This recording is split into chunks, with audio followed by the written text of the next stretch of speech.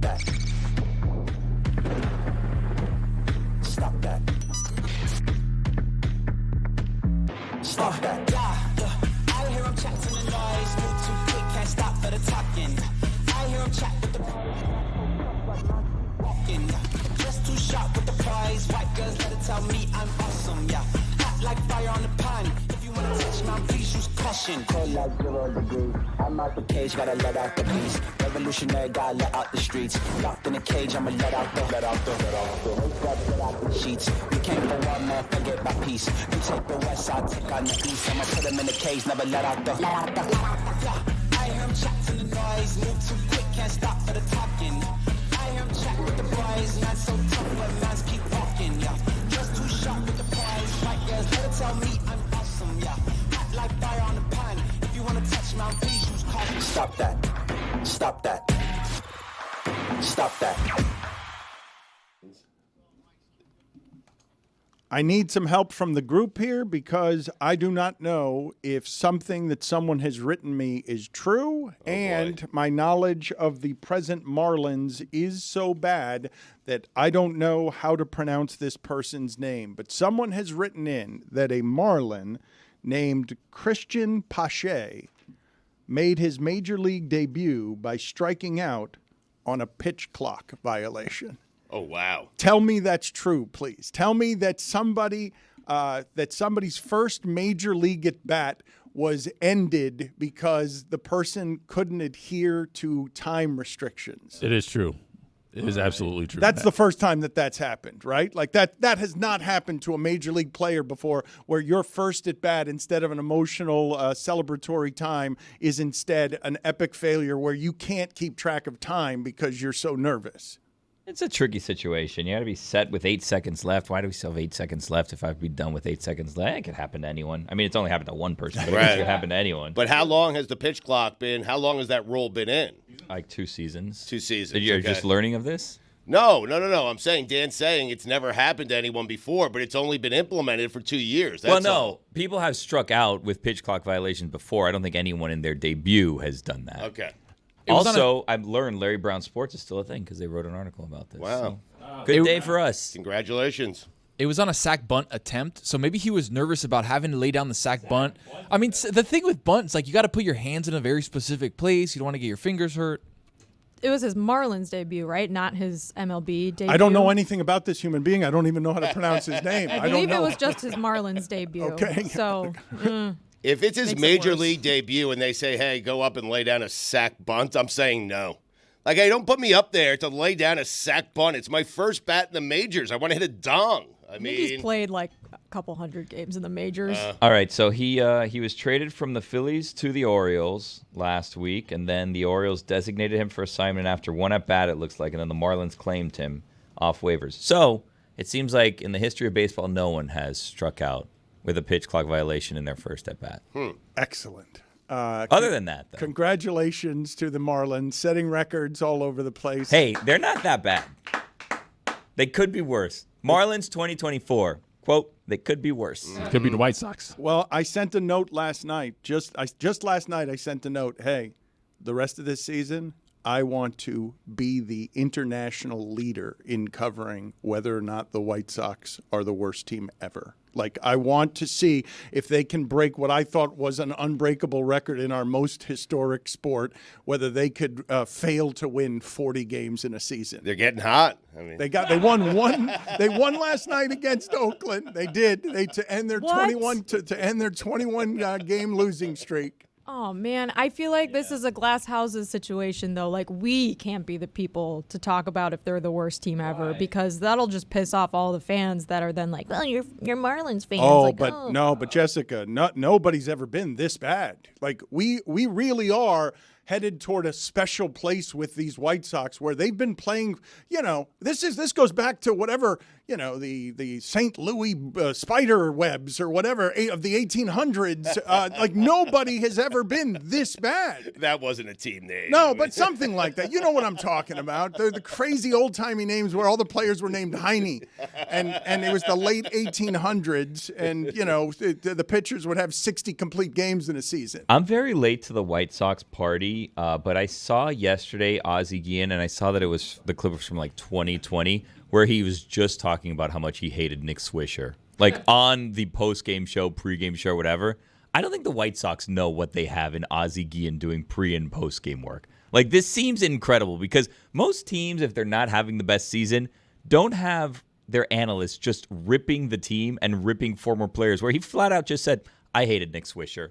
They're like, well, and he's like, I didn't talk to him, I just hated him. And they're like, well, he was only on the team for one season. He's like, one season too long.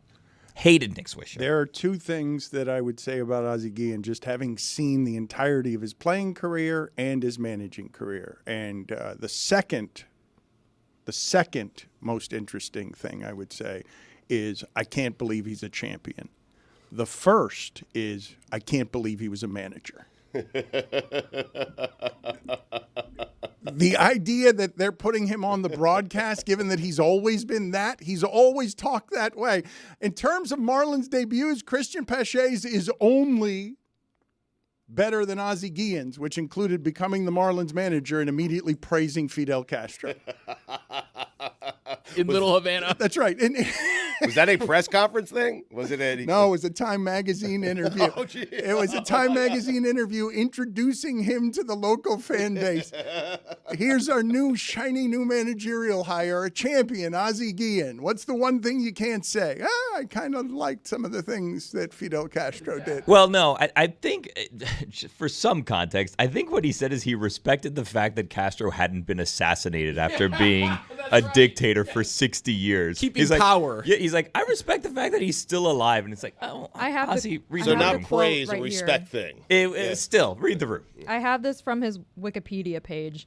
I love Fidel Castro. I respect Fidel Castro. You know why? A lot of people have wanted to kill Fidel Castro for the last 53 years, but that mofo is still here. Yeah, the context got lost. No one heard anything after I love Fidel Castro. You can't start with that. Bad opening line. I respect Fidel Castro as a bad second line. No one heard it. Yeah, well, it's not just that no one heard it. He was speaking to a bunch of people who are in their second language understand I love Fidel Castro and nothing else that he said. So that's all they got, and that's how he opened his career. St. Louis's original baseball team was called the Brown Stockings. Wow. Just letting you know. There know, were it was- spiders. It was Greg the Cody's Cleveland socks. Spiders, and I made it the Spider Webs. Spider Web? I was doing something. Spidey webs, actually. is what you The said. Spidey Webs is what I made them. Leaving a web. Go ahead and find me any information you want on late 1800 team names that you find funny, player names, player stats, and the White Sox are worse than any of them.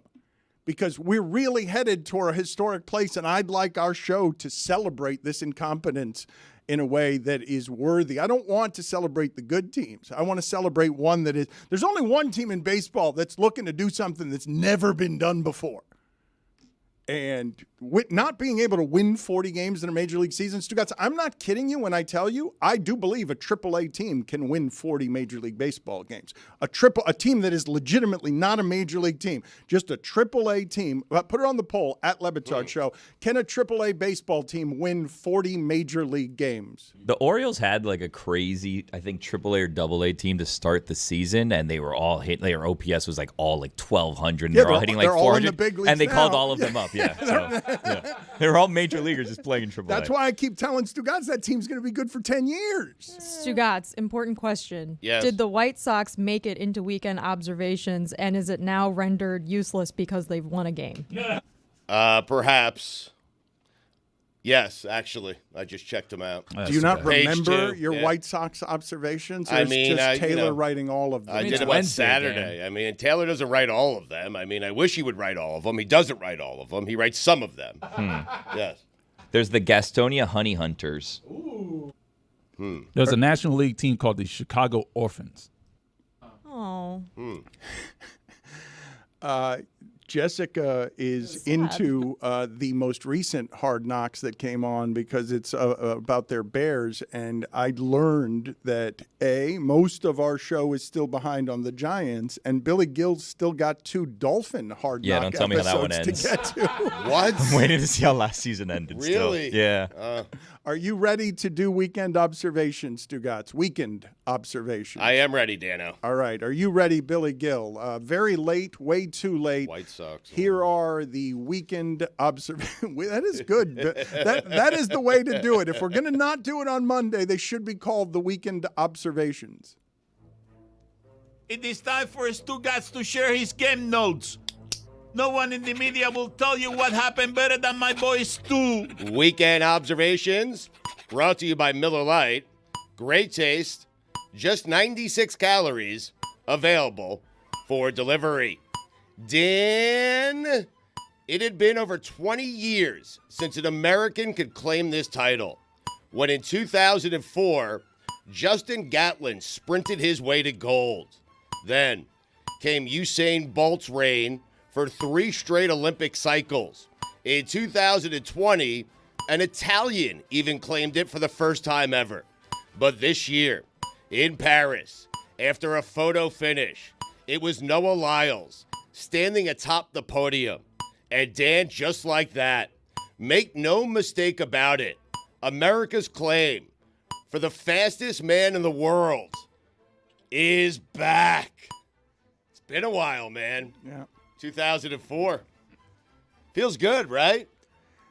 Usain Bolt kind of hogged everything for a while. Yes, we had forgotten. That run is over. It is. And the Italian guy came in, and now we're back. Yes, we are back. Yeah. And he's promising gold in the 200 as well. Lyles won it by 1/200th of a second. Track and field, game of inches. U.S. men's soccer, the gift that keeps on giving and losing. John Mayer playing the sphere with a broken index finger. Hockey player. Did you see that? I did not. His index finger. The most important finger for a guitarist. How about that? Put it on the poll. Still played. At LeBatard Show. Is index finger the most important finger for a guitarist? And also, Stugotz, I would just recommend to everybody in an audience, go listen to John Mayer with Conan O'Brien. It was super interesting. The Dead and Company, what are they called now? Dead and Company? Dead and Company, That yeah. seems like everybody's just on drugs in the audience, right, for the most part? Confirmed, yeah. All right, so that seems like the easiest one to fake. What are Perhaps. you saying? If anyone is not actually playing, it seems like that's the prime spot to do that. Are you saying that John Mayer wasn't playing the guitar? I didn't say that. I'm just saying, if there was ever an opportunity to get one by a crowd, that seems like the crowd to get That's one the by. crowd to get one by. You're right. Just lay down tracks. Put it on the poll at LeBatard Show, Juju. Easier crowd to fool that you're playing fake music. Grateful Dead crowd or what is the electronic music? Is it called EDM? Yes. Yes. Which one? Which one is it? Is it Grateful Dead or is it the stuff that Mike Ryan's listening to all the time? Well, they just push play and then they just like, and then they jump on, and then they take off their crazy heads. Everybody has a crazy head. Guess they're all ugly or something. I don't know. Drugs? A lot of drugs. Yeah. America leads the total medal count by over 25. You know what everyone else is doing, Dano? Losing? Playing for second place. By the way, America, how about you weave in a few more golds? I don't like the medal count. I don't care about the silvers. I don't care about the bronzes. Who is leading in gold medals? That's all I care about. It's not us. I don't think it's us. Sunday, though. Well, yeah, no, I believe it is us now. This is Sunday. When I wrote that over the weekend, they were not leading in gold medals. Yeah. Weekend observations. Skip Bayless retired. Fox Sports wants Nick Wright to be the face of the network. The rare face of the network that has a face for radio. Love you, Nick. What happened? John Rahm was up 4 shots with 8 holes to go and didn't even medal. Total collapse. All-time choke job. Hasn't been the same since he joined LIV. I told you that, Dan. I told you a while ago that John Rahm is struggling with his decision to sign up with LIV. He cannot look anyone in the eye. I'm serious. He can't. He hasn't been the same golfer. You think it's because of that? Yes. I think LIV is for guys who don't care that much about golf, only care about the majors, like Brooks Koepka. That's fine. And for guys who are well past their prime. They're not for a guy who won the Masters and the U.S. Open. I mean, they're not. He told you this a long time ago. I did. Thank you. By the way, the United States lead by 2 in gold medals over China. All right. I stand corrected. Jessica, when you say he told you this a long time ago, no one was out in front on Elon Musk more than Stugotz. Stugotz was the first person who arrived with public criticism of Elon Musk as a phony. Thank you, Stu. Thank you, Stu. Thank you, Stu. You're welcome. I was just trying to imitate his slur. You call everyone a fraud, though. Like, eventually you'll be right. Oh. Scotty Scheffler didn't win. John Rahm lost. Scotty Scheffler, the first golfer ever to win a gold medal, a green jacket, and an orange jumpsuit in the same year. It's never been done before. Imagine going from unlawful imprisonment to winning gold for your country. Scotty Scheffler, the American dream. They should put him on a Wheaties box. Jeff Darlington, what could have been. Novak Djokovic has now won everything there is to win in tennis. The D in Djokovic stands for debate over. You just brought something up here does Wheaties still do that? Like, is Wheaties going to take an Olympian, one American Olympian, and put them on the box? Is that something that they still do? It should be Scotty in the jumpsuit. I mean, can you guys find out for me? I haven't seen a Wheatie box in years. I think they went to just online now.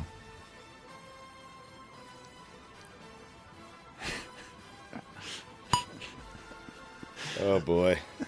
Are you asking the last time Wheaties put an athlete on a box? I'm asking if it's you just mentioned something, and I'm wondering if your weekend observation is not only dated from this weekend, but is 10 years dated because Wheaties no longer does that. I've got a very, very exciting update for the Wheaties box. I went onto Amazon. The most current Wheaties box you could buy has J.J. Watt on it. Oh, Jesus. Let's get it for Little Stugotz. J.J. T.J. Watt double. But they're Why? just both running. But why? I don't know. I'm on the Wheaties website. They have Billie Jean King with a autograph on it right now. It's on the website currently. From like 1970? No. That's some old cereal. That cereal's going to poison you if it's 50 years old. You said they went online. I mean, Find out for me if Wheaties is going to put it on the poll at Le Batard Show. Is Wheaties going to put an Olympic athlete on the box? I found an article, but it's behind a paywall. it should be Scheffler in the orange jumpsuit, though, right? It's a good idea. I mean, the colors don't match up because the Wheaties box is orange. You have an orange jumpsuit. It might be tough to decipher Scheffler in the box. You know what I'm saying? Where does Scheffler stop and the box start? I mean, I feel like you're ripe for kind of like making fun of it, right? Where you just kind of like draw his face and then you drew like a collar and then it's like implied like this is you're like, oh, they just drew his head. It's like, no, that's the jumpsuit. Wheaties is tricking you. Trinity Rodman. Holy updated list of top 5 most important goals in U.S. soccer history. Number 5. The shot heard around the world. Which one was that? You're not familiar with that shot? Is that Landon Donovan? Or No, it's the shot that got the U.S. into their first World Cup. I mean, geez, know your soccer, man. What Oh, you meant year? Lexington and Concord. Jeez. What year was it? I don't know. Okay, you're criticizing me for not knowing. Can Taking you give a us? quiz? I Can you mean- give us any more information on your number There was 5? a goal, Dan, and I don't know who scored it. I don't know what year he scored the goal, but it was the goal called the shot heard around the world because it got the U.S. to their first World Cup, that goal. This is one of the ones you wrote, I'm assuming. Mm-hmm. Number 4. Landon Donovan, 2011 World Cup, unfortunately. 2010, excuse me. Number 3, Christian Pulisic's penis. Header. Number 2, Rodman. Number 1, Brandy Chastain. Took her shirt off. Here come the White Sox. Wait a minute. When you wrote this from the It weekend, was Marlins. They had won 2 straight. I was doing some math, and the White Sox are 12 games behind the other worst team in the MLB, the Miami Marlins. But the worst team ever is the 1962 Mets. Is that the worst team ever? What the White Sox are chasing is 42 wins. I think is the lowest number in the history of the sport.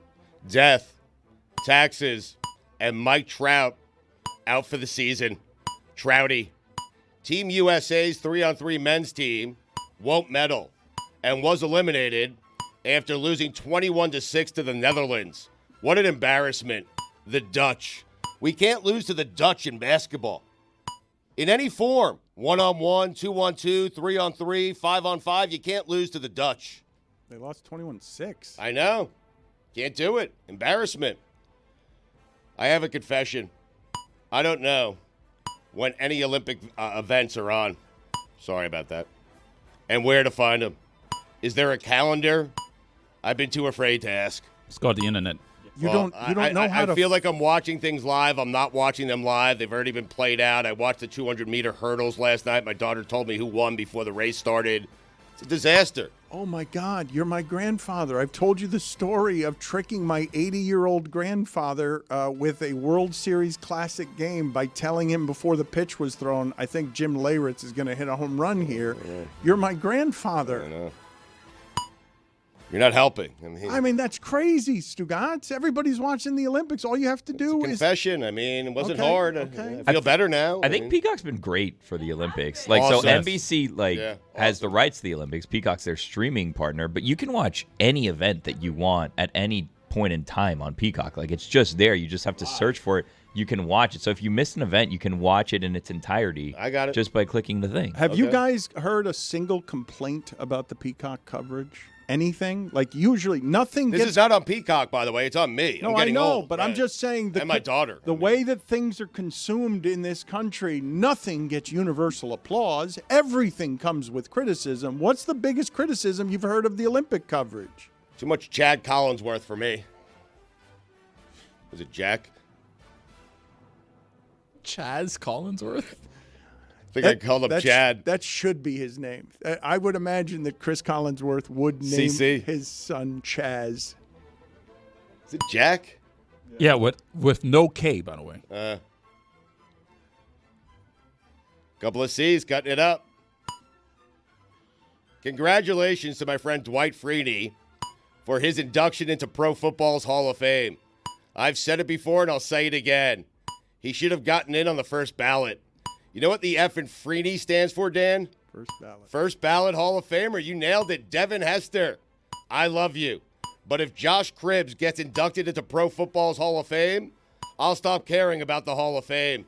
You know what the C in Cribbs stands for? Not Canton. Julius Peppers, inducted into Pro Football's Hall of Fame. Pep. Taylor. Julius Peppers gave Michael Jordan credit in his Hall of Fame speech. That's how you do a speech. Taylor. Top 5 athletes that connote something you might find in your nachos. But that's number 5. All right, let's see. This should be good. Chip Kelly. Strong start. Number 4, Julius Peppers. Number 3, Billy Bean. You're shaking your head Too because soon? peppers, jalapeno peppers, right? No, you're shaking your head. Why are you shaking your head? I'm shaking my head because a Billy Bean passed away yesterday. Oh, Yeah. well. And Mad Dog was confused about which Billy Bean and What? did a whole eulogy for A's Billy Bean. No. And then he found That's out it was incredible. not A's Billy Bean. Right. Yeah. No. Happens. Yeah. No. I wrote this, though, on Saturday. Billy Bean was still alive. So Well, the other Billy Bean still Right, is. yeah. Respect. Could cross it out. Number 2, Corn Elder. Needed Mike for that. Doing like a Santa Fe kind of nacho. Corn. Corn, Corn. yes. Oh, I get in the course. in the tortilla Corn. chips. In the tortilla Corn chips. elder. In the chips. I was picturing corn in my nachos, but okay, fair enough. Number 1, Chili Davis. Good list. Thank you. I mean, corn. I'm sorry. It's okay. You would think nachos would be my specialty. To anybody complaining about the new kickoff rules, shut up. You're not going to like the onside rules. You can't do it if you're if you're winning. You got to announce that you're doing the onside kick. You can only do it in the fourth quarter. You're not going to like those. Yeah. The Braves have a guy named Nacho Alvarez Jr. Oh, man. I missed. It's a big whiff by me. You don't put nachos in your nachos. That's Good true. point. Thank you. I do. Nachos on top of nachos. I put nachos in my nachos. Yes. Now, I wrote this over the weekend again. The White Sox have lost 20 straight games. The last time the White Sox won a game, Dan was still in Africa. Skipping the White Sox stuff is an option, Stugotz. It's available to you if you're quick on your feet, if you're light on your feet. Right. I understand.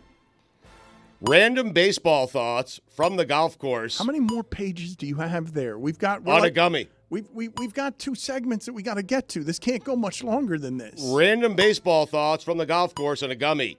Every team in the early 2000s thought they were an Octavio Dotel away from competing. Do you agree? I do. Jesse Orosco pitched in 1979 and 2003. You know what that's called, Dano? Across decades. Wait, what? 1979 to 2003? It's amazing, yeah. Damn. Yeah, I had to look it up. Someone said it to me on the golf course. I was on a gummy. I didn't believe him. I looked it up. It's true. Anyway, Michael Jordan should try baseball again. He'd make this White Sox team. Put this on the poll. If you make a trade with the Marlins, do you automatically win the trade? Watching SportsCenter over the weekend with Zubin Mehenti and was thinking to myself, Zubin, Jay Williams, Keyshawn Johnson. Strange pairing. That is right where ESPN gave up on radio. Right there. That show? That right there. Not us. No, we may be the reason they gave up on it. They're like, bleep this. None of this is worth it. We got a big empire over here. No one's listening to radio anymore. Why are we paying anybody? Matt Carpenter, still playing. Still a Cardinal. Amazing. Carp. The most prepared I've ever been for an interview was last week when I thought the 1980 NL MVP Mike Schmidt was coming on. Can we book George Brett next week? When Ohtani makes contact with a baseball, it looks like it's going to the moon. Home runs should count for more if they go a certain distance. Track it as a stat. Moonshots. I like that. Yeah. I like that as a good idea. Change. It is a good idea. You're always in the game. If you hit it a certain distance, it counts as 5 runs. I don't think it carried away. That's the way I would do it. But there is a way to do it. We ran out of music on the bed. Yeah, it was only 17 minutes long. Circling back to golf, one thing that got lost from the final round, with Scheffler shooting a 62, was the up and down Tommy Fleetwood needed to secure a silver medal. 34 yards out, across the green. Hell of an up and down. Speaking of hell, Art Briles. Dan, those are the weekend observations. George Brett of the Wall Street Journal next. This is very exciting, Stugotz, because we're going out to Paris right now, and we are throwing some sugar on the David Samson segment. Ellis Dawson is the candy man. He has gone viral at the Olympics for being the only person on international television other than David Samson to carry around a gigantic Ziploc bag full of candy. He's the director of national team operations for Team USA basketball. He's been with the program for 20 years. He handles player personnel and basketball operations, but all he does is give candy to players. That's the only thing we know him as, and we have no other interest in asking about anything other than his candy budget because David Samson, this is a hero of yours, correct? This is somebody, you're looking at this. You can't believe that we've got Ellis Dawson from Paris joining us right now, the candy man. This is your number one booking of all time. Ellis, I just want to say that you are my inspiration. What you do for your players is something that I dreamt of doing for my players, and they would just make fun of me because I carry around bags of candy, and we are brothers from another mother. Yeah, well, thanks for having me. I'm really excited to do this. I never expected to be at this level of, I don't know, internet sensation, if you want to call it that. It's exciting to be part of something bigger than me. I just didn't think it was going to be as big as this candy thing. Well, tell me more about how it is, what your budget is, how it came to be. What's the backstory on you giving American athletes so much sugar? Well, I think it's something that just kind of every team I've been with, like I said, I've been here for 20 years. So this is my 5th Olympics. My first Olympics was in Beijing with 2008. And I've been with the men's program, I've been with the women's program, and I do a lot of things with junior teams. And what the common theme I feel like is always like, what kind of candy do you have at the bench, what time or at the scores table at practice? And it's kind of it evolves over time. I know like a couple of our coaches like certain kinds of candy and like mints and different types of things like that, but it just kind of evolved into Jerry Colangelo, who used to run the men's program, would always have this certain kind of bubble gum they always had, and it's just something that to me it was more of a little bit of a home feel, because most of the time our teams go overseas and the first thing they look for is what's American that's there. What can I get? It's that kind of gives them a little bit of a feel from home. What's your most requested candy? It's more like some of the mints. I think mints are a big deal. I thought chewing gum would be the biggest type, but for some reason I feel like it's something that you don't want to chew gum. I think it's just something that's, what do you do with it when you want to spit it out? I think that's a big thing. But so we've had some caramel type of meals and different types of things, or meals, types of candies that kind of make it happen. David? I assume you fly charter with the team, but I must tell you that I get stopped every time with my bag through security because I've got bags of candy. And what they do is they look and they see all the good and plenty and all the black jelly beans and cinnamon jelly beans and Skittles, and they rifle through it, not, thank God, inside the bag, but they touch it over the bag, and it makes me insane. Have you had any issues flying with all of the bags of candy you need for all of your international events? And before you answer that, Ellis, just put it on the poll, Juju. Should you immediately be profiled and arrested if you go through airport security with black jelly beans at Le Batard Show? What were you saying, Ellis? We do like a lot of our national teams are a little bit more charter. Our junior teams do not charter, so we go commercial everywhere. I think we had a team, that U17 team that went to Turkey on the men's side, and another team that went to Mexico. And I think we just kind of have a what you want to call a manager bag full of different types of candies and different types of things. And obviously you have your markers and your whiteboards and all your different types of items. When it comes to a team like this, I just had a bunch of our support staff when we were in Las Vegas. Hey, I need you to go grab these different bags of candy and make it individually wrapped, and we're going to take it with us, and we're going to bring it with us, we're going to keep it with us. And the level has dwindled a little bit, but I've had a few people come from the States and said, hey, I need this kind of candy, I need that kind, and just bring it, and we'll have it you'll have it available for these players. It's kind of exciting to be part of that, and to see what we have. So Stugotz, I'm kind of stunned that mints are the most popular. If I were to ask the shipping container, what would you imagine should be the most popular candy?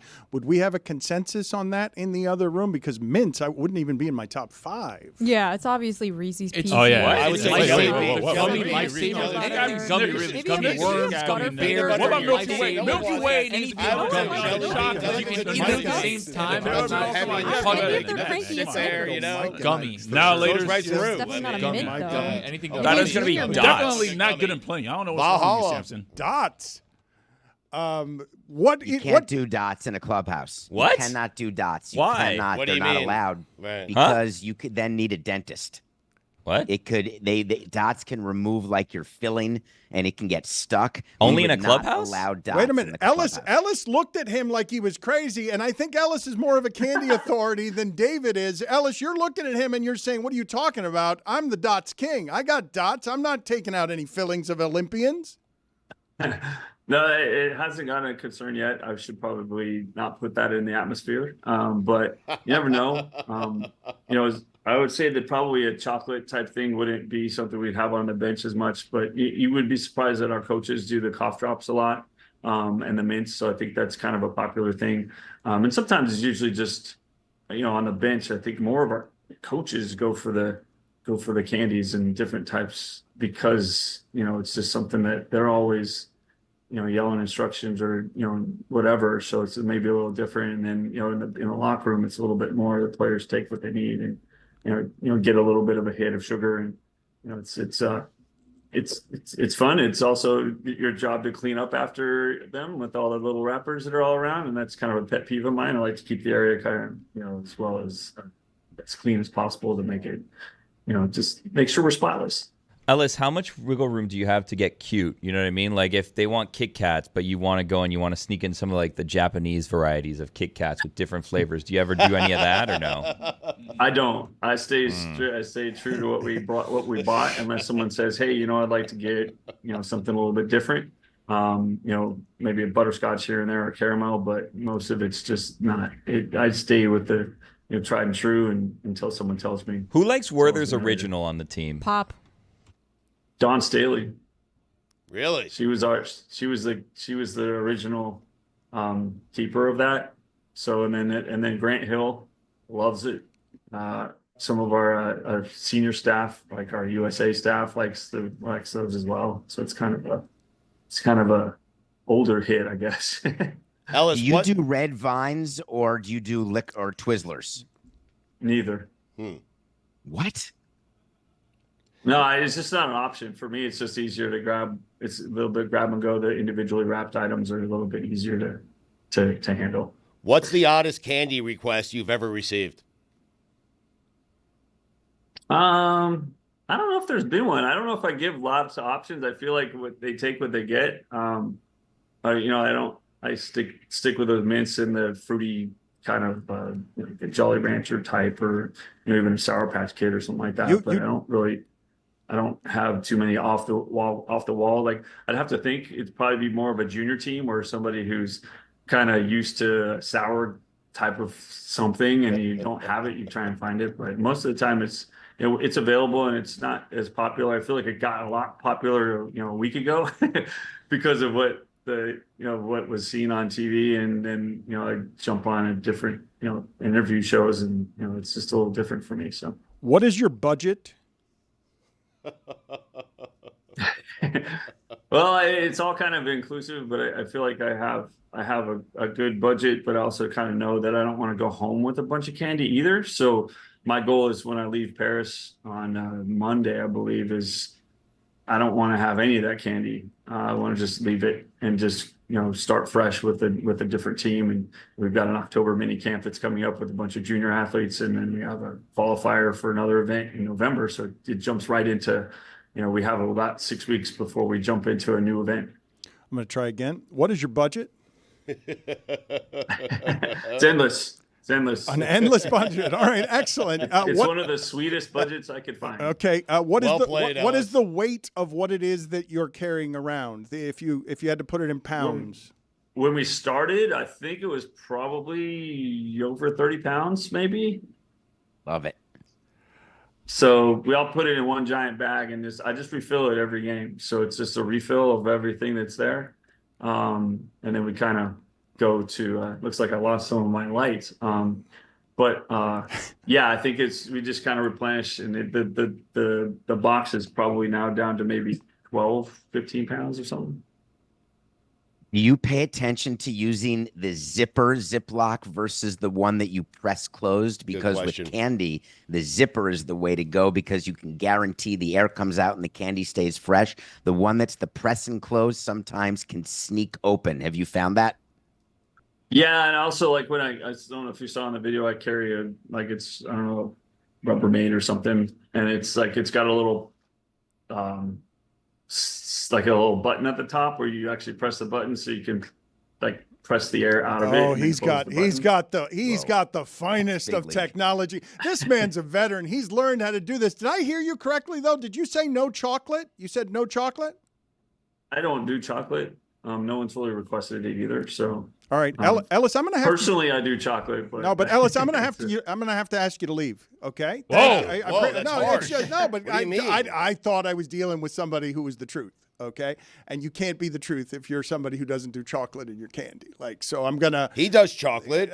No, but personally, he said he does chocolate. No, but he's not giving away chocolate. I'm gonna have to ask him to leave. I'm sorry. I'm sorry that I've desecrated you at the end of what was an excellent interview. I have shamed him, but I'm going to have to ask you to leave because you've offended Ridiculous. We never found out what Spo likes. Right. Oh, yeah. me. What does Spo like? Oh, now you want him back. Oh gosh, he goes for the mints. He did those high chews, the fruit chew things. But yeah, it's just kind of like I said, it's a hit or miss. It's also like your mood kind of determines what you want to do. So today you might be this candy, you might be that candy, you might be no candies. You might do cough drops. So it's just, like I said, it's more of an opportunity to kind of bring some home to the field or to our play and give it an opportunity to enjoy some little piece of home, even if it's a small piece of candy. But what part of your job is setting the mood? Like if we win the silver medal, how much of it do we blame on you for not having the right candy and not having chocolate and not putting people in the right frame of mind?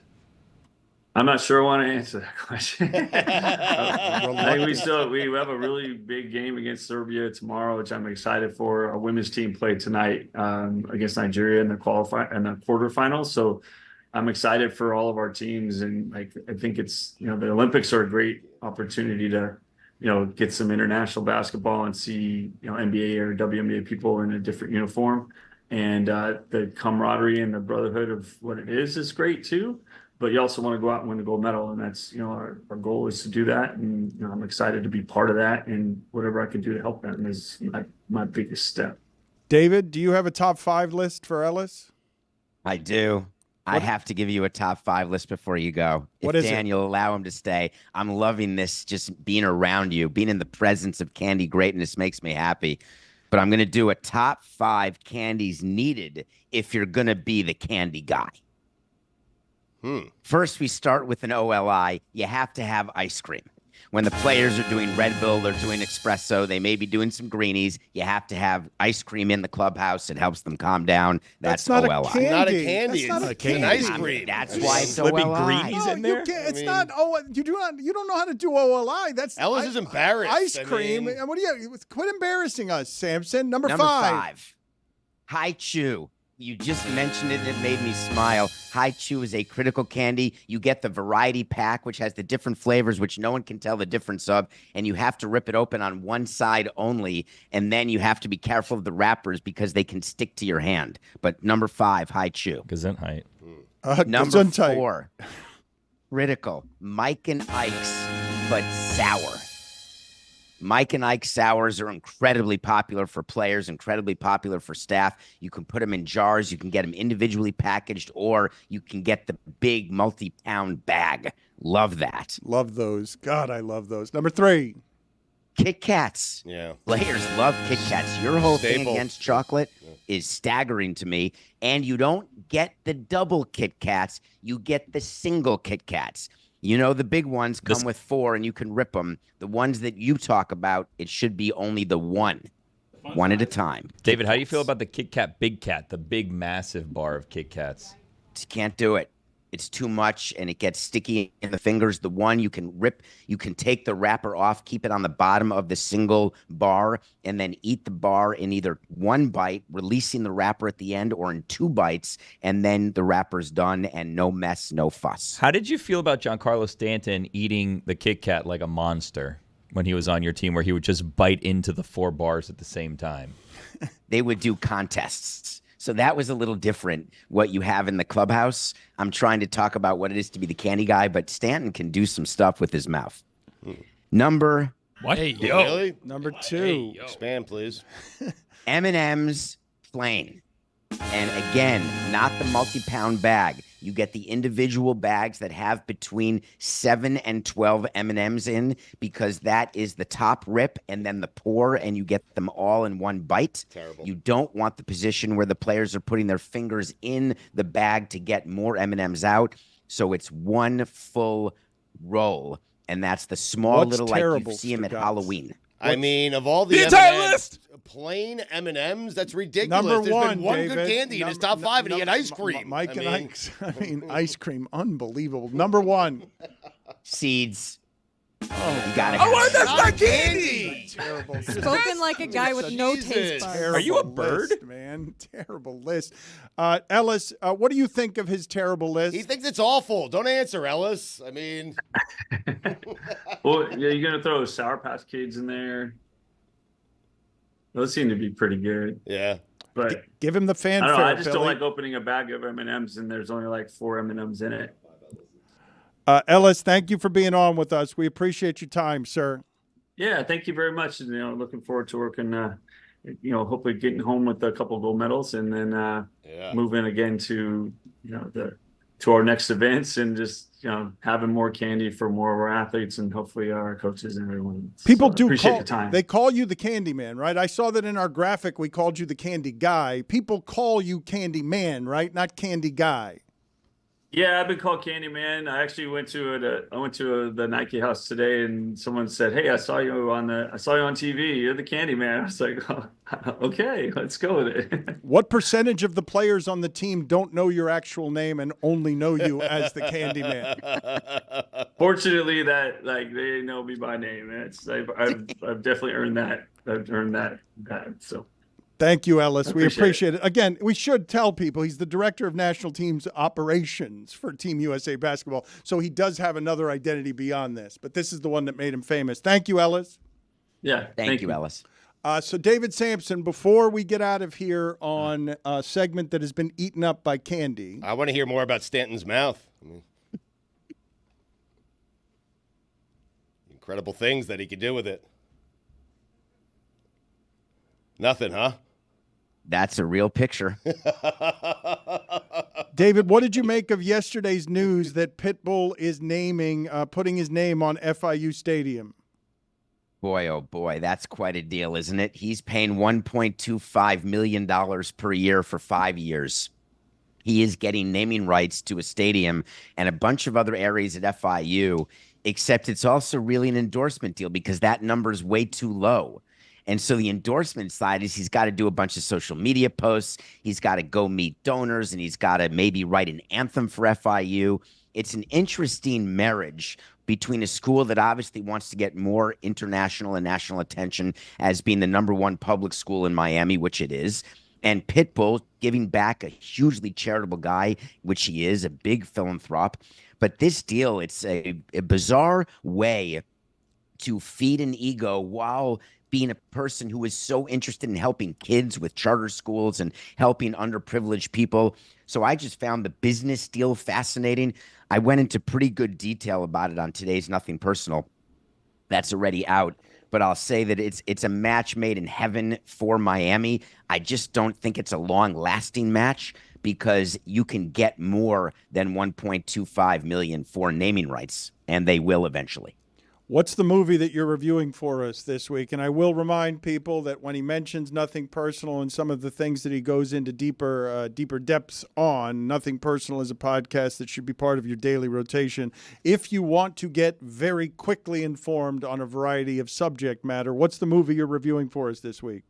We're reviewing Cirque du Soleil. It's a documentary that came out on Amazon, and it's called Without a Net, and it is about how they got Cirque du Soleil back after COVID. For those not familiar, it's a Montreal-based company. They have shows all over the world, and it's like the circus, but really unique trapeze-style shows, and COVID shut it down. And this show, is in the Bellagio, and they let cameras in as the show was closing, and then throughout the 400 days it was closed, and then what it is for these people to come back and do these performances without the ability to really train during COVID. It was fascinating what these individuals had to do. It's a quick documentary, about 90 minutes, well worth your time, as is going to see Cirque du Soleil. C'est très bon. Dave, I saw that, and I couldn't believe one of the facts in that documentary, which that O is the most profitable daily entertainment thing in the world. If you go to Bellagio, you will know exactly why. 7 days a week, it is packed out always. And what they do during that show, they use water. It's the first show ever. It's basically a pool, and people are diving in and out of water in ways that you cannot believe. And this documentary goes behind the scenes showing some of that. And I really did enjoy it, and I think you would too. Thank you, Samson. Thank you. Stugotz came in here muttering. He doesn't often do this. He just said we failed. We failed during the last 20 minutes of what we were doing. I mean, we had the Candyman on. It's our kind of guest. I don't feel like we did a good enough job with him. David's top 5 was an embarrassment. I mean, the whole thing was a failure as far as I'm concerned. We didn't find out. We didn't find out if he gets a medal if they win. We didn't get any of that. Yes, So, right. yeah. It was a terrible list by David Samson. How seeds? What is ice cream and seeds on a candy list? Yep. Like, what is he doing? That's just stuff he likes in his clubhouse is what he was doing. That wasn't a candy list. I'm surprised he didn't say like dried fruit. Yeah. But seeds. Like what like he's talking about. And number 1 too. Prunes. It doesn't even make any sense. Number one. Nobody would put seeds in a candy list. I can't believe how many players actually like Werther's original. Like, I was kind of joking. I thought it was like I kind of like it. I like do it, too. but I thought you've always made fun of me because you say it's an old person's candy. I think It that's is, an yeah. exceptional It is an old person. It is. That's why I was Yes. thinking Popovich probably was the one that It's just brought that around caramel. USA That's all it is. basketball. Good joke. Delicious caramel. It's the name, right? Werther's. It makes it feel old. It is old, but it sounds older because it's Werther's, right? Well, Yeah. what is the oldest feeling of all the candies? The strawberry ones. The strawberry one. Oh, the little yeah. straw. It looks like a strawberry. Butterscotch. I don't know if I'm going to be able to do better than that strawberry one, which I also like. I also like that You like the one. strawberry one? Yes. I mean, it's an old person's candy. I've but never eaten it. And I've you're always old. seen it at my abuela's house, but I've never actually eaten it. I don't think she's ever actually eaten it either. I like the consistency of what's inside more than just the flavor of it because some of this stuff is textural. Mike and Ike's, that's why I like Mike and Ike's. That's why I like Dots. So I just Googled old people candy, and the first pictures that came up were Werther's original and the strawberry candy. Like that, just right now. Look, they're right there. There's All 4 right, images. We ended That's it. The game That's the game. fairly immediately. Can you please play for me as I get serious here for a second locally? Can you just play for me the music that we have that is way too upbeat for the stuff that I'm talking about? Die. We're all gonna die. We're all gonna die. We're all gonna die. The oceans are all burning, and we're all wondering why. Let's turn on the news and find out how we're gonna die. Die. We're all gonna die.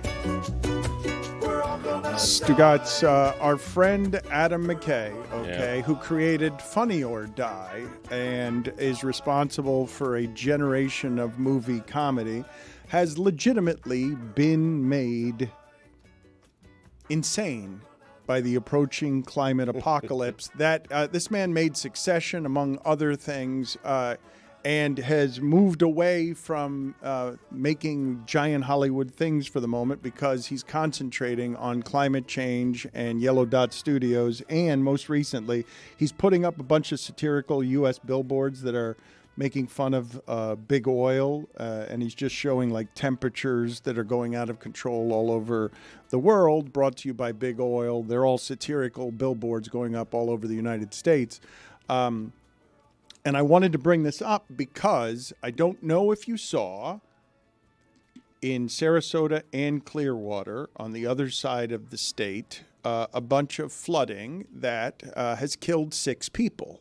Now, if any of these 6 people were people that you care about, you would be alarmed by what it is that's happening, which is this was a minor storm. It was not a hurricane. It was Debbie, not of any size, although it did grow quickly because of how hot the Atlantic Ocean is. And I believe we're in a new normal now where flooding that, I mean, if you think Olympic swimmers are getting sick in bad water, and if you want to just go anywhere around Florida and check for alligators, here's how you do it. You reach over to some water, and if it's wet, there are alligators. If you are someone who cares about Florida at all, and you see what's happening with flooding that is more than inconvenience, again, 6 people have died, this was a nothing storm, and all it did was stall. And it grew large into close to a 1, because of how I believe that the water is so hot now that the storms are just going to get bigger, faster, without warning, because forecasters don't know what to do with our new normal. So you're worried, and you have every right to be. We all should be worried because a storm like that causes that kind of damage. Imagine a real storm. Imagine a real storm hitting a Florida coast, a Cat 4, right? I mean, I don't have to imagine it. Already had Sanibel Island got taken out. I know. Like it's what is happening is mortifying, and I know people don't want to talk about it, but I don't know that there's a more pressing thing that we have than we're ruining the earth for everyone who comes after us. And I will just alert you to it again and again when this stuff makes its way quietly around and kills 6 people, and nobody cares, but you would care if any of the 6 people were people that you cared about.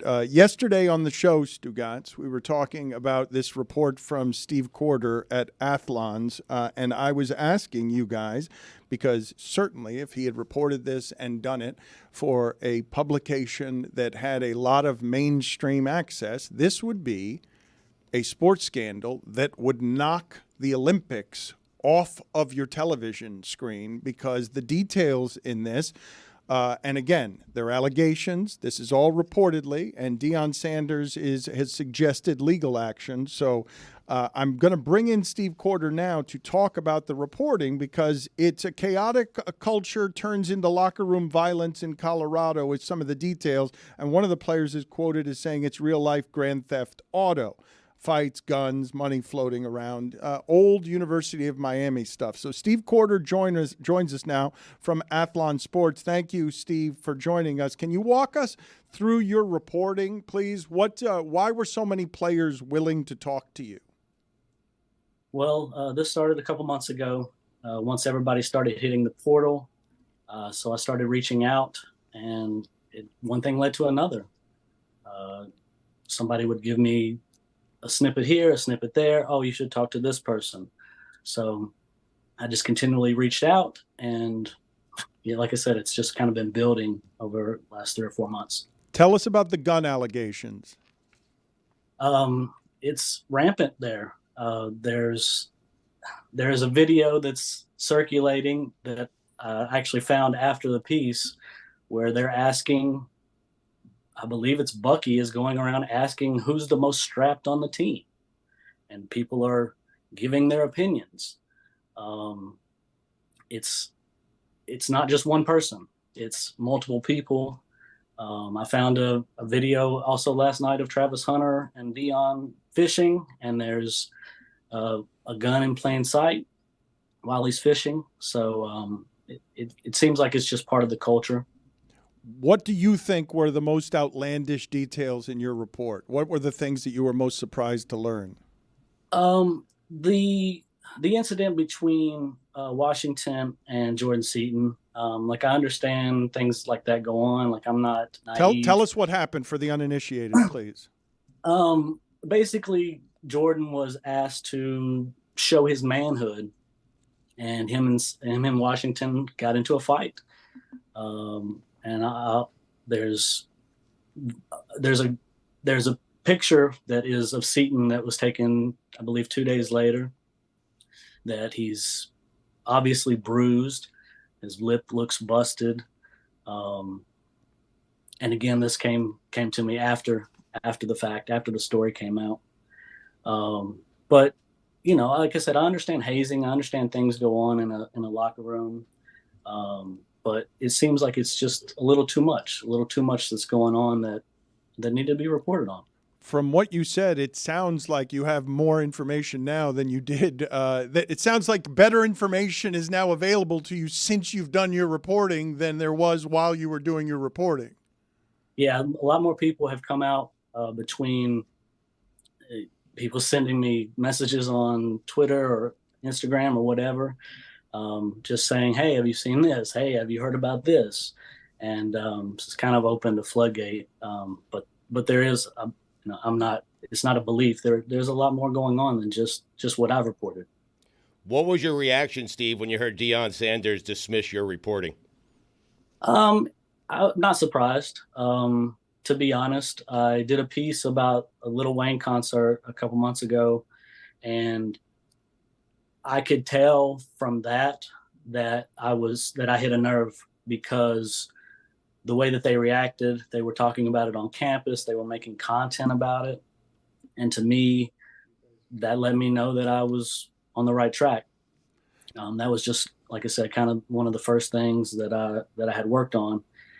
Same with this. They made a specific content to talk about the story.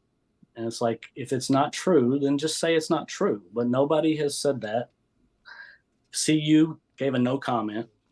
The players weren't specifically asked about it, but nobody has come out and said, no, none of that ever happened. So, like I said, I'm confident in my reporting. Deion Sanders has dismissed the report. He is quoted as saying, "That's when you know you are doing well, when they start lying." Can you take me through the vetting of this? Have you noticed that the story hasn't gained traction, and that if you were working someplace other than Athlon Sports, you would assume that this story would get traction? And I don't say that as an indictment of Athlon Sports. There are like 5 entities in America that can report something like this and have it get traction. I am somewhat surprised, but again, the amount of fanfare and attention that Deion gets, anything that is controversial, gets talked about, gets put out there. As far as vetting, like I said, I just started talking to players that have transferred and checking things out. I would talk to another player, and as things lined up, as things made sense, like I started putting, blocks on top of another, and, it finally worked itself out. What have your last 5 days been like? It's been a little different than normal. I consider myself just a normal guy who's, just trying to take care of his family and, do what he's supposed to do for them. But I've been getting all kinds of messages and, DMs and things like that. People talking crazy, people calling me a liar, and words that I can't say on TV, and it's a little unsettling. But again, I know the truth, and the truth will set you free, as some say. Can you explain to us why folks should trust your reporting? I don't know if there's a reason why they should trust it. I just know I've talked to these kids, these young men. They're scared. They're worried about repercussions, whether it be players that are no longer there or players that are there. So, I'm just doing what I think is what's right, what needs to be done. If this was going on anywhere, I would think that anybody would want to know about it, whether it's the university, whether it's the state, whether it's the players' families, whatever that may be.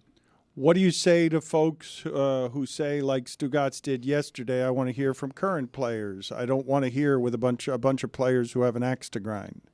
No, I totally get that.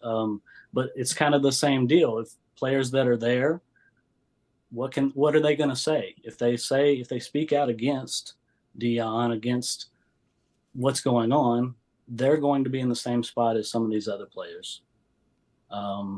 I have a story about a former player who was very tight with Deion. And the week before he actually was released, he spent time with Deion privately. So it just kind of goes to show you that it doesn't matter who you are. It's all about what's best for him and what he's trying to get accomplished. How bad would you say the bullying is? How bad is the what? Sorry. The bullying. It seems fairly bad, but again, I don't know if that's from what was reported with the Shiloh and Cormani incident. But I think it comes from the top. It feels, I don't know if it comes straight from Deion, but it seems like that's the culture that they're setting. And again, maybe that's some kind of NFL thing or something because he's been at that next level that he's experienced, and that's how you're supposed to handle the kids and the program. But it seems like it just seems a little much. Why aren't Colorado beat reporters and national college football reporters working on stories like this? I can't speak on national reporters. I would think that the beat reporters are content because they have access, or they have the access that Deion allows them to have, and that's enough for them. Maybe they don't believe it. Maybe they only believe what they see and what they're told. I can't speak on any of that. Are you going to continue your reporting on this now that things are continually pouring in? Yes, absolutely.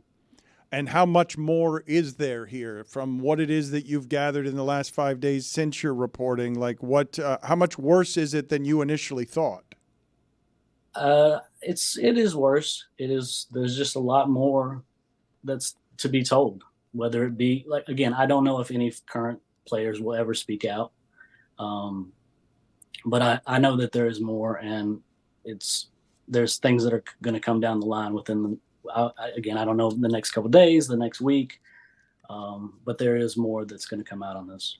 All right, Steve, thank you for being on with us. We appreciate it. Is there anything else you think we need to know here? Because this is going to, again, I will repeat, Deion has suggested legal action. Everything here is alleged. Everything here is reportedly. It's Athlon Sports. Are you worried about this legal action? Are your editors worried about this legal action? There's no reason to worry. I vetted my sources. I checked, I double checked. I have multiple people that I trust. There's, again, I understand there's an axe to grind, there's this, there's that. But once you talk to, more than 2, 3, 4 people, then I have to go with my gut and what I believe these guys. Thank you, Steve. Appreciate the work, sir. Thank you, Dan. Appreciate it.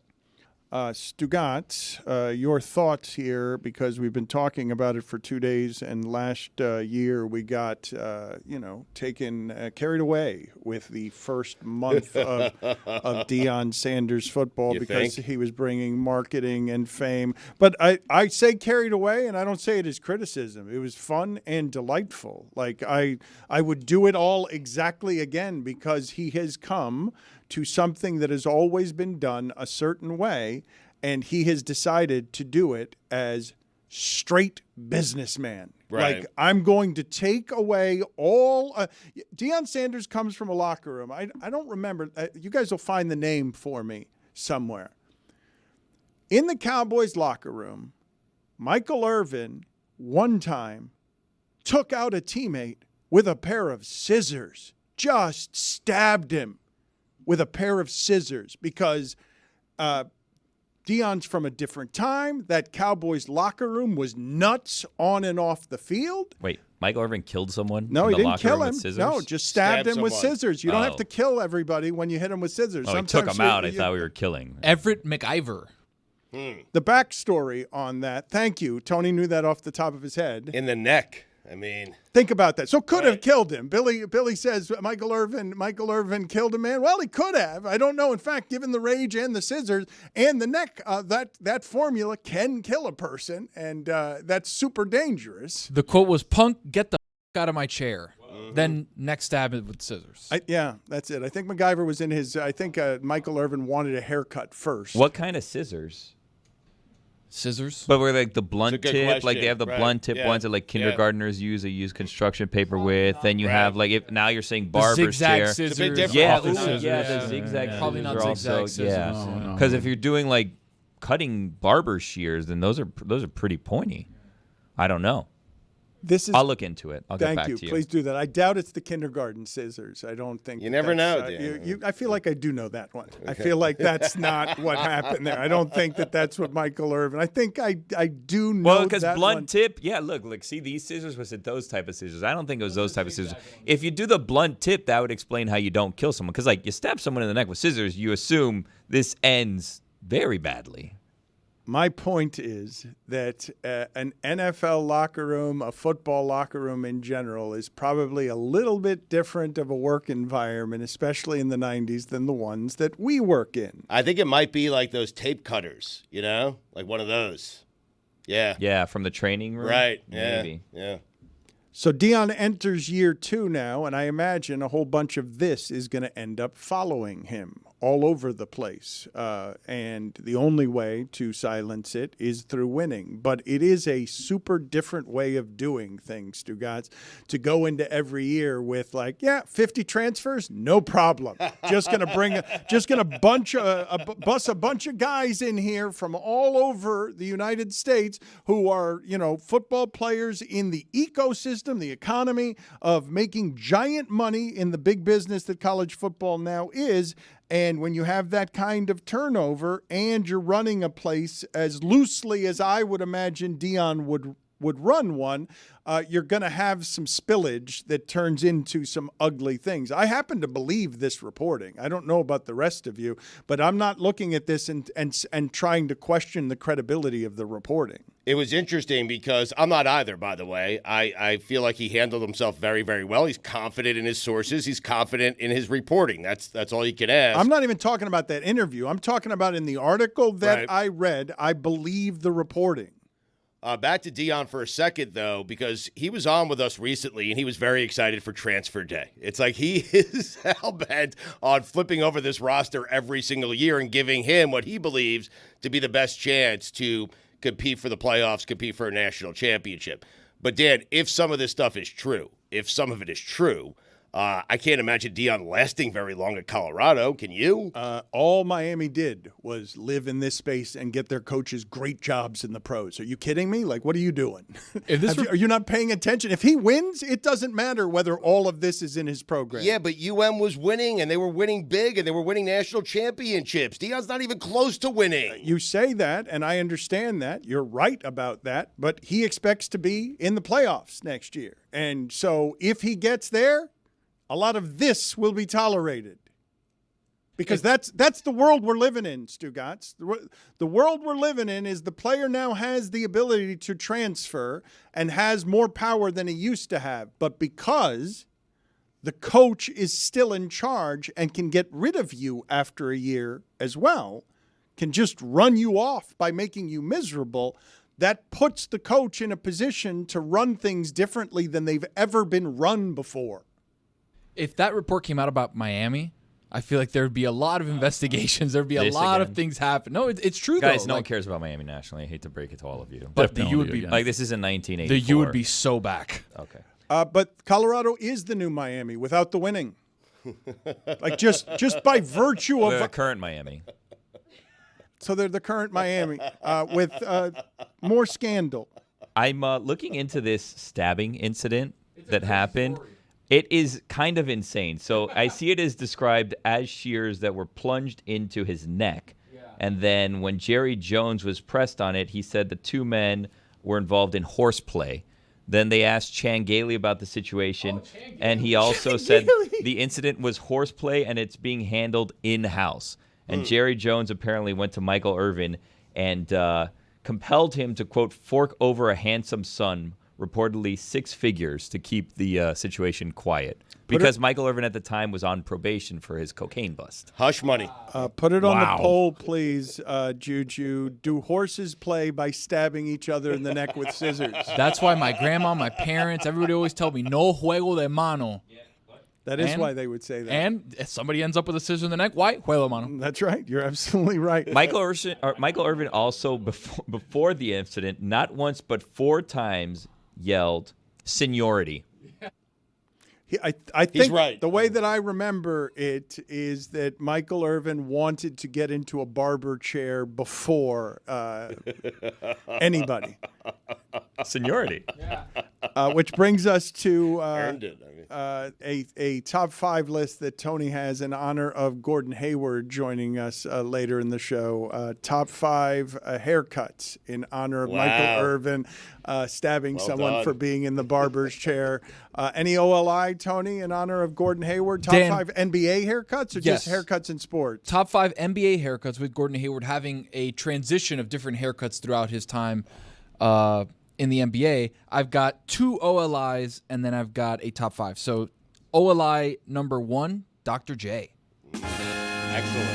Iconic fro. Yeah. Old school fro. Yeah, just like the tight, high and tight, just... But not a cut. He grew it out. I mean. Sure, but it's a haircut. He's but got to trim it. Okay. Number 2, Anderson Varejao.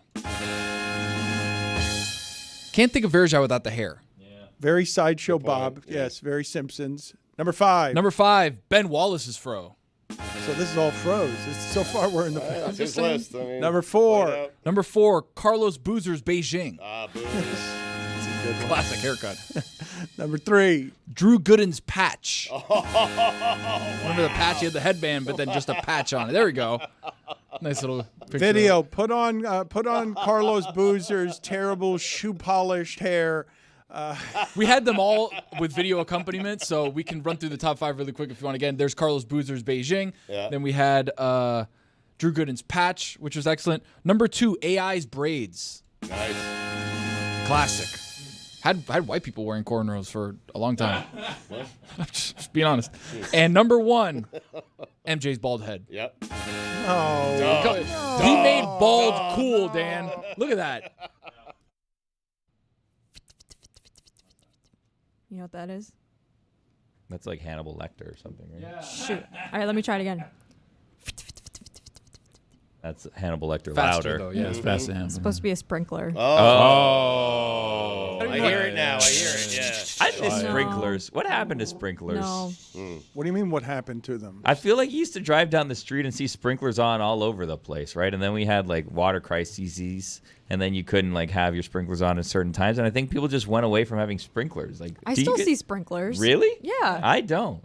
You don't see them anymore? Huh? I see them every morning. I don't understand what it is that you're Where do you doing see them? You live in an your apartment. neighborhood. Everywhere. They're just wetting their apartments? No, Miami Beach, all over Miami Beach in the morning. They water the grass out there. All right. Why were you doing a sprinkler sound? Hard Knocks is back. Oh, wow. Oh, yeah. Long 1 week break for Hard Knocks? Again, why sprinkler? are you Yeah. doing a sprinkler sound? Because back in my day, Dan, they used to always open Hard Knocks with a nice, like, black, and then it would fade to color sprinkler going off in a field, on a practice field. It go, and that was how they would open Hard Knocks. It felt like every year, but now they do it differently. And what they did with the Bears' first episode of Hard Knocks last night was outstanding Hard Knocks.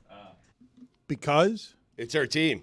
Oh, Or one of them. not really, I but mean- that's okay. I'll pretend it is. We're gonna keep that bit going because the Bears might actually be good this year. Well, no, but it is your team because this year they're doing a whole like division, right? Well, yeah, there's an AFC North Hard Knocks too. We're getting Hard Knocks out right now, and so far so good. So they opened Hard Knocks and they did like a nice montage. First it was like Caleb Williams getting drafted first overall on draft night. So it opened with the phone call of him and Matt Eberflus at the NFL draft, and then they did this whole like montage of like Bears going down the Chicago River. Have you guys ever been to Chicago and done like the architectural river tour?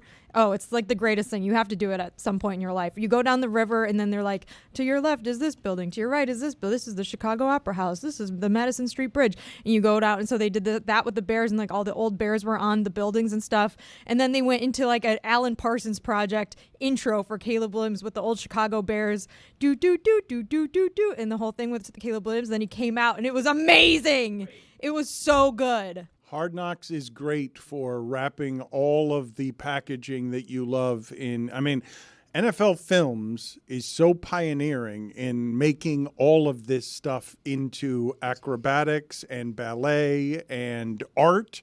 But Hard Knocks, the Giants, was focused mostly on the executives, right? I did see that Eberflus got a makeover, right? He's coming into this season as an entirely different human being. Well, you're skipping ahead to the goods now, Dan. So, yes, Giants offseason Hard Knocks was just about like from the end of the season through the draft and free agency and everything until like the training camp starts, basically. So it was like a lot of Joe Shane on a computer. That was basically 4 weeks of that. Riveting. We saw it. Yeah. It actually wasn't bad. I would say if you're a Giants fan or just vaguely interested in football and you want something to watch during the summer, not a bad show. I was pleasantly surprised by it. Yes, Billy. Well, so I have a question because I'm confused, and I feel like other people might be confused too. So there was the off-season Hard Knocks, which was the Giants. Then this is like the regular, what we normally get This Hard is Hard Knocks. Knocks, This yes. is the Bears, and then there's in-season Hard Knocks, and then that's going to be the AFC North. Yeah. Yes. Okay, great. Okay. No, my confusion was that I thought that we were now going on to like the You AFC thought this was North. AFC North. No, AFC no. North is in-season. That'll come. Got it. So this is just the Bears.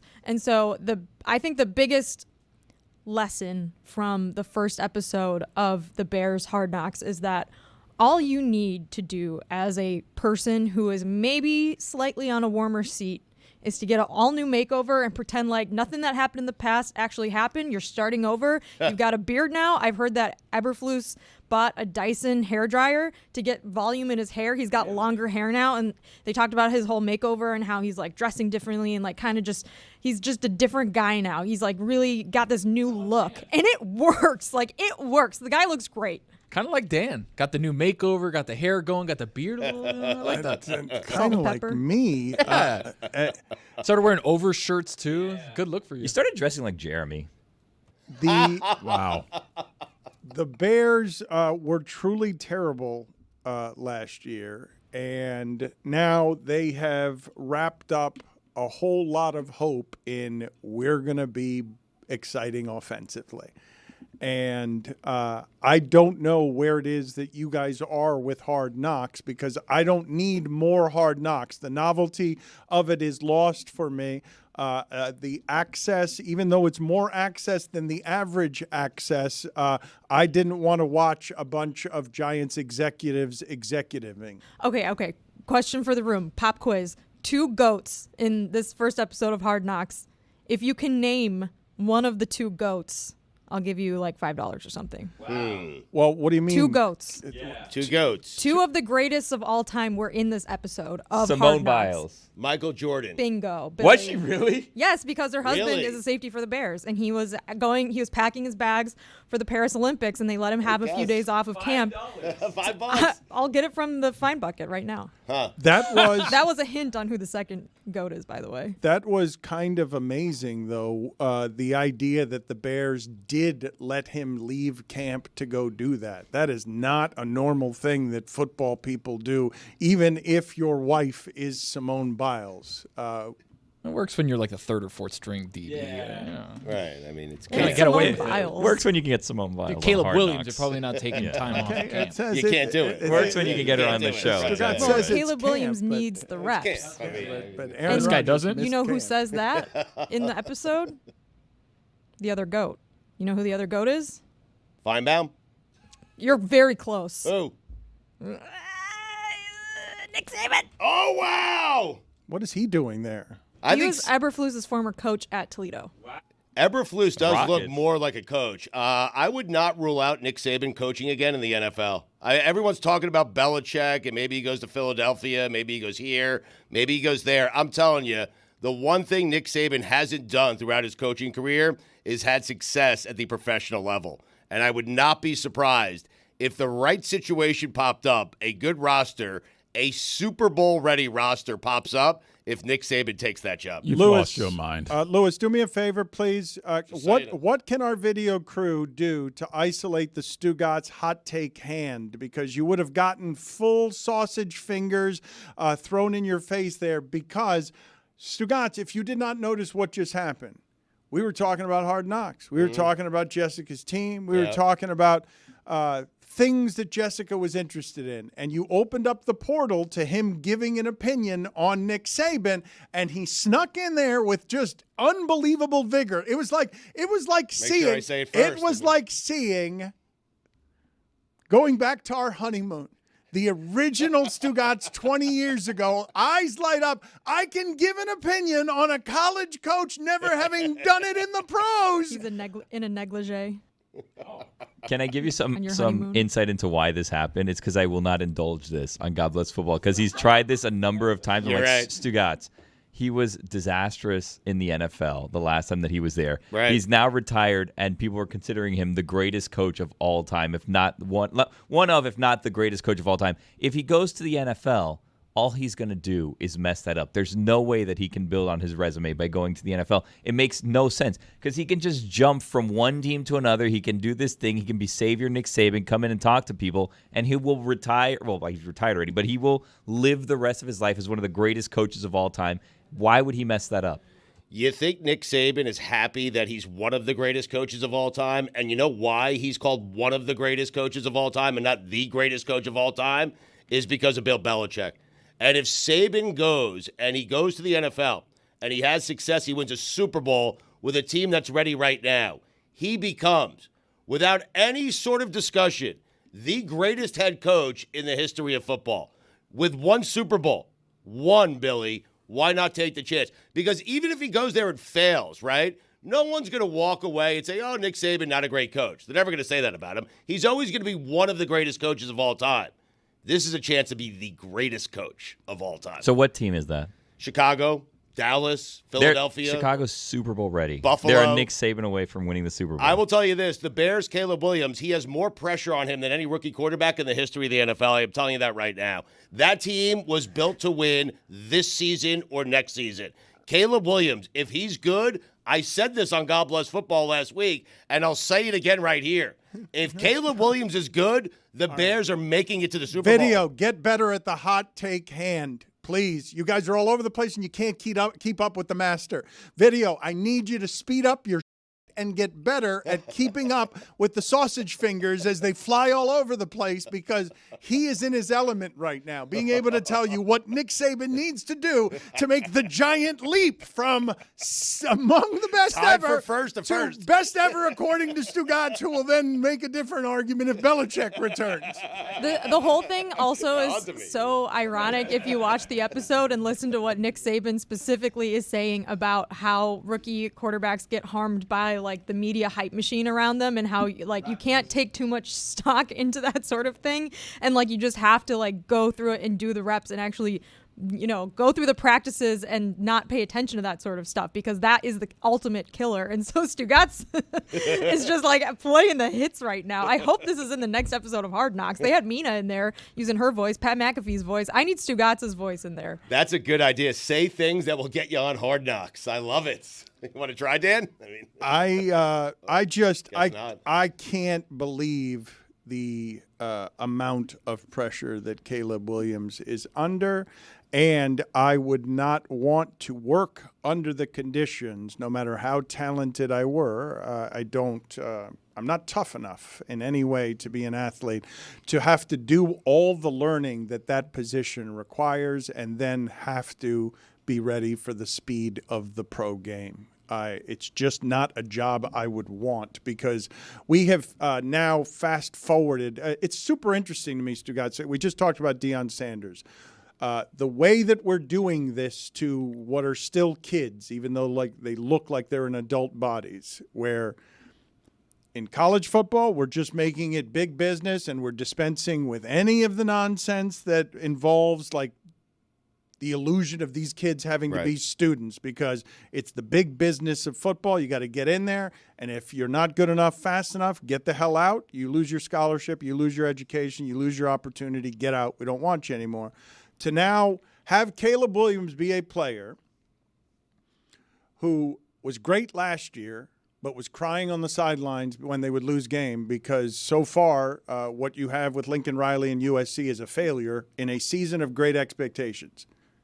Now the expectations get even bigger than that. Hey, kid, go to Chicago, which really cares about football, and bail everyone out, because they've been bad for years. They haven't mattered for years. They haven't had a quarterback. The best they got is Jay Cutler. That's the best ever. Rex Grossman's the one who took him to the Super Bowl. No one has ever had in Chicago these kinds of expectations at that position, and I just wouldn't want that on someone who's not fully formed as an adult. If he's crying on the sidelines of games last year because everything up there is really hard. I think that he is like a fully formed adult. I wouldn't go that far. Like, he's obviously, last season for USC was really upsetting because he was putting up these crazy numbers on offense, but then their defense would give up so many points that they were in these like shootouts every single week. And so to go from like a play away from the playoff the year before to finishing the season with 6 losses last year, I think you just saw how much he really, really cared about that team and about making the playoffs finally. And so it was just an incredibly disappointing season for the Trojans. And so I actually don't take anything negative away from that. Like, he cared a lot about winning with that team, and it just obviously did not work out for them. But I will say one other thing, and I'm wondering if you guys noticed this.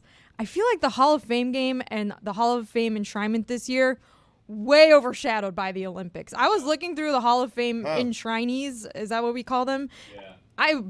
half of them I didn't even realize were getting enshrined this year. Like, I was just locked in, laser focused on the Olympics. And I found myself getting like really into these like kind of non-mainstream events. Like last night, the 1500 meter run. Did you guys watch this? Yeah, the upset, the giant upset. They just ran. He hunted the underdog who won from the United States. I don't know his name.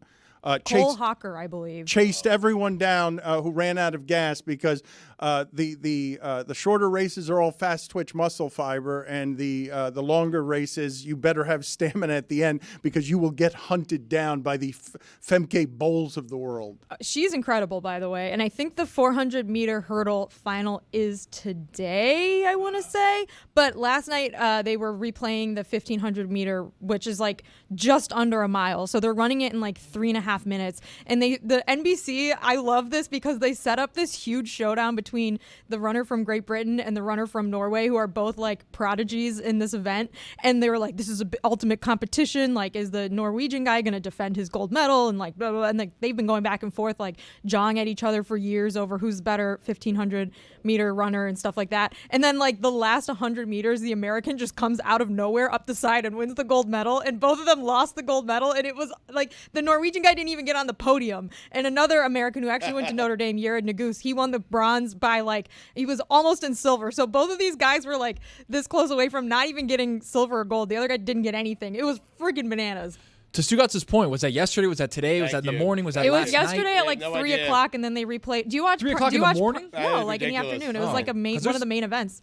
There's games and matches and things that happen at like 4 o'clock in the morning. I don't even know what it is, and then they play them tomorrow. When I watch the steeplechase, I want to know I'm watching it for the first time. That's all I'm saying. I watched it last night. The one who the runner who won the gold medal 4 years ago was defending the gold medal. She had a big lead. She got caught. She didn't defend her gold medal. She won silver, and someone new won gold. I'd like to know I was watching that for the first time. Well, you were, because you didn't know what had happened to it already. But I'll give you a little like cheat sheets, you guys. I don't know what time you get home from work, but what I've been doing, I get home in the afternoon, I turn on Gold Zone, and when you turn on Gold Zone after like 2, 3 o'clock, you're getting sort of like the prime time events, like the stuff like USA men's basketball yesterday, which was on like in prime time in France, so it was 8 o'clock at night, which is I guess 2 o'clock here or 3 o'clock here. So you're watching like the prime events in the afternoon live, but then they curate the best events from the day and replay them on NBC starting at 8 o'clock, hosted by Mike Tirico. And they'll add in like certain different elements, like this thing with the 1500 meter race. They added this like package that they made about these two runners like going at it and like hating each other, even though they already knew like the American guy was just going to come out of nowhere. So they had him and the other American that won come in the studio and do an interview afterwards. So it was great. Honestly, I've been enjoying, and I will watch things twice if they're good. I don't give a so I watched that 2 times and it was just as good the second time. Regarding Femke Bowles, Stugotz, I don't know if you have seen her, but in the relay, she just hunted down incredibly fast people from unfathomable distances. But I read that her time in the 400 hurdles would have qualified for the 400 without hurdles. That she's beating. What? I said I said earlier in these Olympics, like it's just super rare when you see a Connor McDavid or a Tyreek Hill or a Simone Biles, when you're watching the world's athletes and one of them is so clearly better than everyone else doing it. You don't see these margins of somebody's on the 9th hurdle and she's finished the race. Like everybody else is at the 9th hurdle and she's done with the race already. You're not that much better ever than the rest of the world, but she is. She's really good, but the American Sydney McLaughlin-Levrone is the one that is the favorite to win. She won the gold in Tokyo, and I think they're racing tonight or like today in the afternoon. So you think? That's my point. You might be able to get. It's either tonight or tomorrow. I'm not 100% sure. I didn't look at the schedule. Have you made? But there is a schedule. Have you made made any effort to look up the schedule? Because it's there. You can find it very easily online. I turn on my TV, I hit channel 6, and that's it. I mean, that's the effort I'm making. iTunes. He goes to iTunes.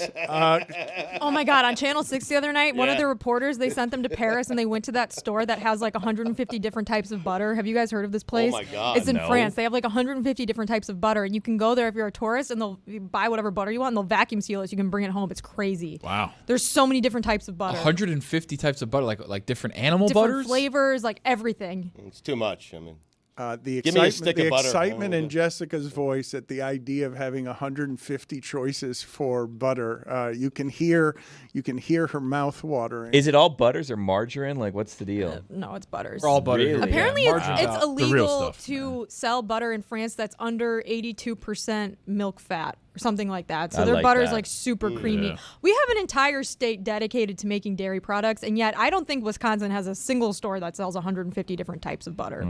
They need to get on that. Yeah. Circling back around, Stugotz, on Hard Knocks, I am not intending to infantilize Caleb Williams. I simply don't think of any rookie entering sports to be a fully formed adult because I believe that people who get that far, top 1% of the top 1%, kind of have to be lopsided all of their life in order, obsessive compulsive, to be that good. You can't do it without caring in a way that's unreasonable, and all sorts of other things are going to fall by the wayside that you're going to learn later in life. So I did not mean to suggest that Caleb Williams is any kind of weak. I just don't think of rookies ever as adults thrown into a piranha pool.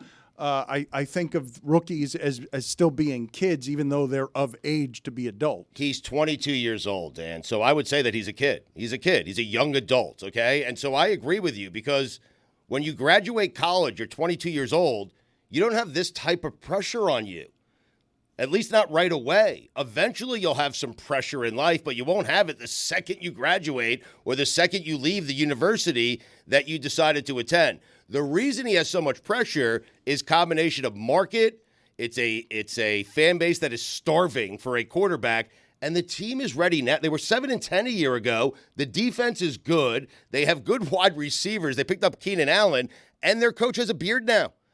I mean, they are built to win now. Great. You're absolutely right about that. I think you're right, Dan. Like, he's very young, and young people will make mistakes, especially when they have a huge spotlight on them. I just think that a lot of people took that crying thing as something that he was a mistake that he made. That's something like that we should make fun of him for, was like a knock on him. And I think that that's where I was kind of disagreeing, where it's like, I don't see that as like him making a mistake. I see that as like him caring a lot about his football team. But there's a ton of pressure on a 22-year-old because of that place, that organization, that team, and that fan base. He went to Chicago, and Chicago was built to win. They needed a quarterback. They drafted him to be that quarterback. This isn't going to Carolina, where if you're bad, we'll make fun of you a little bit, and that's about it. You know, you don't have to hear about it every day. This is different. It's Chicago. It's the Bears. I will say of crying in general, because I know in male worlds that tends to be something that is viewed as weakness. And I will tell you, as someone who has been repressed all his life, that I've done more crying in the last 5 years that has been healing, because I'm not like stuffing it all down. That when I saw Caleb Williams crying on the sidelines, I didn't see it as a weakness. I saw, he cares that much, and caring that much, if you fail with pressure, will ravage your youth. Like, this is going to chew kids up. The way that we're doing it in college football, the way that we're covering high school football, and you have to be really strong to be in the position of Caleb Williams. But when failure arrives is when I worry about just ruining people like that, because they're not given the 3 years Aaron Rodgers was given to sort of figure out how fast all that moves out there. I don't want to be that guy, but $25 million signing bonus, he's fine. Stugotz, women's 400-meter hurdle today, 15:25. Wow. What does that mean? What does that mean? Yeah. 3:25. Oh. It's a meters? 15:25 meters? What is that? No, that's the time. Time. Well, what time is that? Exactly. 3:25. What world? I mean, what? How many hurdles? What? 3:25. Oh, okay. 15. You what go to 12, world? and then you, Then you add 3. Sorry. Put it on the man. poll, please, Juju. Does the person who begins a thought with "I don't want to be that guy" immediately become? Well, I don't want to be that that guy. guy. I'm telling you, I didn't want to be that guy, but at 25, that's a. You had the choice. Did you see the You reaction had to the that signing? choice When to you not see be that when he guy. announced it, did you see the reaction that everybody had his teammates to this signing bonus? That's crazy. You did want to be that guy because You no did, one yeah. stopped you. No, you could have. No one. could have stopped yourself. No one Right. made you be that guy. I'm journalism. Is today Thursday? Because I think I misread this calendar. Oh, That's what I'm talking about. Look See? at that. I mean, I thought today was I'm crazy. Thursday. I mean, Wish today was The Thursday. 400-meter final hurdles for women Yeah. is Thursday at 15:25. Well, hold on. see, Okay. 15:25. Is it What 15? time is that, right? 15:25. But 15:25, their 15:25 or our 15:25? I think it's all 15:25. 15:25s. It's our 15:25. See, but that's the thing Isn't it all the because same 15:25? That's why we do it because it's 24 hours. Everybody knows You 15. think No, that, hold you on think a that second. 24-hour Wait, clock how do you think have this no works? Wait, time? You no, don't know guys, anything called clearly- time guys, zones. You guys, clearly There are don't know like how it 5 works. time zones. clear right. out. Tony's going to explain to us military time here. How does You it? clearly don't know how it works. So everyone is on the same time in the 24-hour 24 clock. hours? Yeah, everybody's on the same time. It's just obviously time zones differ. But is it their 15:25 or is it our 15:25 or is it both 15:25s? I don't know. When it's 15:25 here, is it 12:25 in LA? Wait, Stugotz and Tony, what time Yes. do you guys think 15:25 is? Right here. If I tell you here, it's 15:25. When the 15:25. hurdles are. What time? Tomorrow, though. Hurdle time. Tomorrow. It's hurdle time. Okay, very good. I know what time it is, Dan. Do you know what time it is? I do. It's time for Against the Spread. Against. No. Well done, I man. wanted to beat him to the punch there. Damn. But of course, he doesn't have the computer working.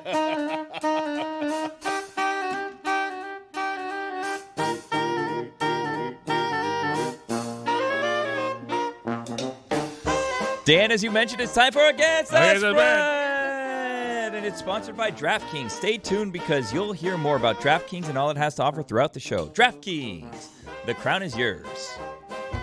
What do you guys got? Who is betting what on Against the Spread? Are you guys ready for Against the Spread? Or We have are a you couple not games ready? today. I have a game. Tony has a game. Stugotz has a game. I believe Jess has a game. And I think All right. Roy may have a Wow, game. that's a lot. You have a game? Okay. You have a game? I You do have not. a game? Games. Oh, okay. All right. We'll start off with Tony. Guys, in men's hoops here at the Olympics, host country France got the little Twin Towers working with Wemby and with Rudy Gobert. They are +5 against the German national team. Wow. I like the home dog here. I mean, everybody's in France. I don't know what they say, but So- go so France. money go line, France. you like Ale. that? I'm taking +5 against the spread. All right. I'm taking France Against the spread. +5. Home cooking. Hopefully they can get the refs a little greased. And What? What? Who said that? What? France +5 against the spread. Against the Spread. Stugotz? The White Sox are hot. They play the No. A's today. They've won one straight. One of their last 24. I am going to ride this team. No. I think it's one of their last 22. right? Whatever. 'Cause they had a 21-game losing streak, and then they won one. So 22 of 23, they lost 22 straight. But you know what happens? They never as a team lost 22 straight, come out of that losing streak, and then not won more than 2 or 3 games straight, ever in the history of baseball. It's never happened before. A team that has a 22-game losing streak, whenever that happens, It's a 21-game losing streak. whenever that happens, 20, 21, 22, it doesn't matter. What they do is they win the next 2. And does so this matter. is the second does one. matter. The White Sox +64 at roughly 15.25 today. The White Sox +164 against the the spread. What time is that? Accuracy still matters. 15.25-ish. Roy, Olympic women's basketball. The United States of America is playing Nigeria, and the spread right now is the United States are favored to win by 28.5 points. Wow. Yeah, that's a lot Big of points. spread. So that's why I got to go with Nigeria. It's just too big. Just too big. what happened Against the other the day spread. in the Against the United spread. States men against Puerto Rico? Puerto Rico was a 33-point dog. Who ended up covering that? Juju was advising that we bet Puerto Rico in that spot, and I don't know how that game finished up or what. It was a pretty big blowout, if I recall. But I 33, don't remember you the don't remember number. whether it was 33 or not? Billy, do you have one here? I do, Dan. Doubleheader today in New York. The Yankees and the Angels. In the first game, we have D. Daniel versus Luis Gil. Davis Daniel, that is. Now, he had a nice performance his last time out. A bit of a rough patch before that. 2 bad games. He gave up 7 earned runs and 4 earned runs. Now, Luis Gil, as you know, hot start to the season. He had a little bit of a rough patch in June and the beginning of July, but he's back on track. And you know what they say? If someone with your dad's name is pitching against the Angels, you always take them. So that's what I'm doing. I'm going to take him minus 1.5 over the Angels today against the spread. The United States beat Puerto Rico 104-83. All right, so Juju got that one right. I would suggest on Juju's Thursday Thunders, just betting them individually because he goes 2 of 3. I'm just saying, you can do it that way. You're allowed. Does anyone else have any betting advice? I had one, but Roy took it. I was going to take Nigeria to cover. Oh, I'm sorry. The spread. Okay, I'm glad we organized it. I'm glad we planned it. I'm glad that we're in a contract here, and that is what we're giving you as gambling 28 information. points is too many. When someone with your dad's name is pitching, you always bet them against the Angels. Grease the refs against home. the spread. Thank you. I appreciate all your work. Can we play, please, the aforementioned audio of Mad Dog Russo learning that Billy Beane, a Major League Baseball player who played for 6 different teams, and this was a gut punch yesterday. I'm not kidding you, Stugotz. And this has been happening so much lately. But I knew Billy Beane, and oddly, because I was with my wife when this happened, and she saw me like physically, visibly disoriented by it because Billy Beane, it's not just that I knew him, Stugotz, it's that my entire life, think about the mortality of this one. My entire life that I've known Billy Beane, and I've known him, I'm going to say, a quarter of a century, I have thought of him as a young person. That he always seems young because he's a peer of mine. He just died at 60 after a fight with leukemia. But anytime I've ever seen him, I'm like, that dude looks so young because he took such good care of himself. And so to hear that yesterday was just brutal. Rob Manfred had some nice quotes about Billy Beane where he said everyone liked him, everyone respected him. But Chris Mad Dog Russo thought the more famous Billy Beane, the one who was the groundbreaking Moneyball general manager of the Oakland A's, was the one who had died. So Chris Mad Dog Russo gave the eulogy for the wrong Billy Beane.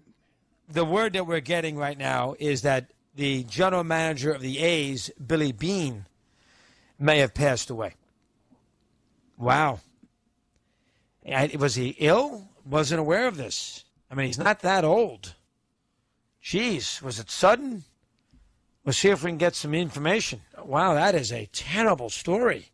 With Billy Beane of the A's, I don't know anything about it. This is the first I've heard. He's an historic general manager. Billy fought an heroic year-long battle with acute leukemia. That's the wrong Billy Beane. That's not the Billy Beane from the A's.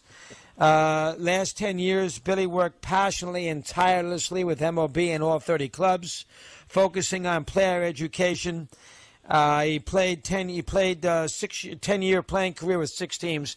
That's the different Billy Beane. Still a terrible story, but that's not the Billy Beane. That's not the Beane of the A's. That's the Billy Beane who worked for Major League Baseball. So it's a different Billy Beane.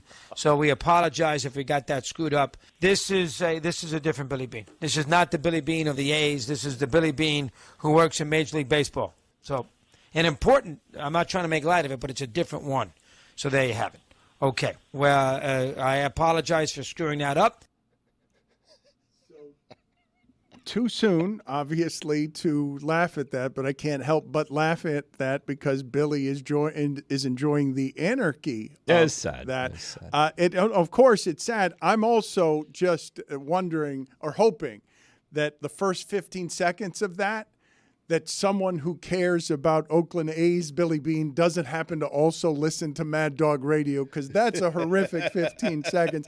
Not that it's good for anybody who loves a Billy Beane of any kind. Right, doesn't matter. But those 15 seconds, if you're happening to get that news from Mad Dog Russo. What if Billy was getting that news from Mad Dog Russo? I can tell you it was worse than that when it happened, because those 15 seconds, we cleaned that up a bit, lasted about 90 seconds, where he was just kind of talking in circles, waiting to get more information on Oakland A's Billy Beane passing away, who did not pass away. At the beginning of that, he said, let's see if we can get some more information. Well, he got it. He did. He did say may have. Yeah. Right. Also, right at the top. That's true. That is the great qualifier. I will say to everyone listening, though, for those of you who do not know about the Billy Beane who actually passed away, that his work in the LGBTQ plus community was groundbreaking throughout baseball, and he was just a human rights activist that did something important and pioneering, because he came from a time where you had to be super hidden on that, and so the way that he advocated for others is among the many things I will remember about him. But he was and I hate that I'm using the past tense on this, a vibrant, important young person. And so I didn't want to skip past today without talking about how that one got me. It got you good, huh? Like, because I told Abby when I heard of the news, I said, "Wow, that's going to hurt Dan badly," because Dan respected him. Dan was friendly with him. But the thing that's different from all the other recent deaths, Stugotz, is I really do a word association with him. With that is youth. That is Sure. He looks like vibrant youth.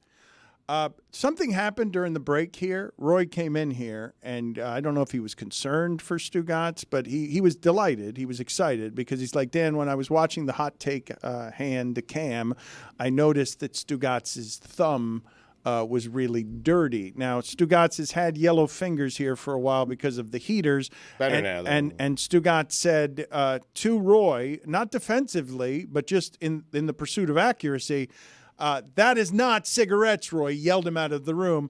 That's Cheetos. Mm-hmm. And then he proceeded to put his thumb in his mouth. I did, yeah.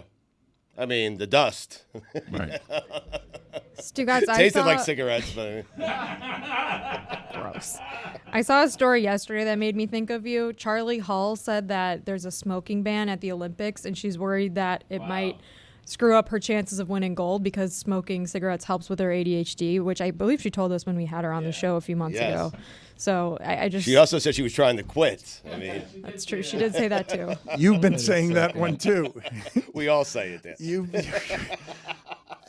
It's unusually self-destructive in 2024 to be smoking cigarettes. I did quit. I'm smoking Cheetos now. Look at this guy. He was going to make us so happy in 2017. We had a banner outside of the arena. He was going to play in Miami. We all were ready for him, and instead he betrayed us. And we're happy for him, though. No, not so much. Like, respectfully, piece of shit move, Gordon. Whoa, whoa, that's not how you start. Welcome. Thank you for everything you've done. But come on, what were you doing down here in Miami? That's not what you do, Billy. You lie and you say you're happy for him. What an amateur. That is not how you start a piece of shit move, Billy. I didn't say he was a piece of shit. I just said it was a piece of shit move. Yeah. After 14 seasons with the best haircut in the NBA, playing for the Jazz, the Celtics, the Hornets, the Thunder, not the Heat, he is here for an exclusive exit interview because he's retired. His production company, Whiskey Creek, has a movie coming out on September 27th. It's called Notice to Quit. And Gordon Hayward is with us. And while we kid, Gordon, we did want you down here in Miami. We were very excited about that. So thank you for joining us. How close were you to coming here? Can you take us through sort of what the process was that broke our hearts down here? Yeah, thanks for having me on, guys. That was a super tough decision. I basically visited 3 teams. I started with Miami, then did Boston, then finished, with Utah, meeting with all those teams. And I remember vividly telling my agent after each meeting, so I started with Miami, and I'm like, I want to go to Miami. We don't even need to do the other meetings. Miami's the place I want to be, and he kind of was like, well, we got to hear everyone out. The Heat have always been a first-class organization, so I was really, really close to signing there. I feel like Spoelstra is one of the best coaches in the league, and obviously Pat Riley is legendary in his own right. And I was very close. Also my brother-in-law lives in Miami. My wife would have loved living there and then the beach and everything, but ultimately decided to go to Boston. Well, take us through how your mind changed after each meeting. What was happening? Because the Heat brought you Riley, Spo, Zoe, Juwan Howard, Udonis. Like, they put on a full court press. They did, yeah. You got all the inside information, huh?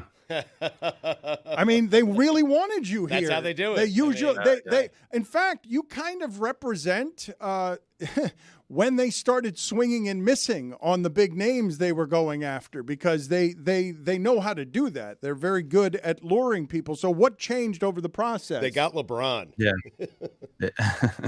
Well, it was reuniting with Brad. I mean, Brad was the one that sold it. It's hard to compete with, somebody that I played under at Butler and he had a huge impact on my life, not just as a player, but also a person. So, that was kind of the key thing, was being able to go play for him again.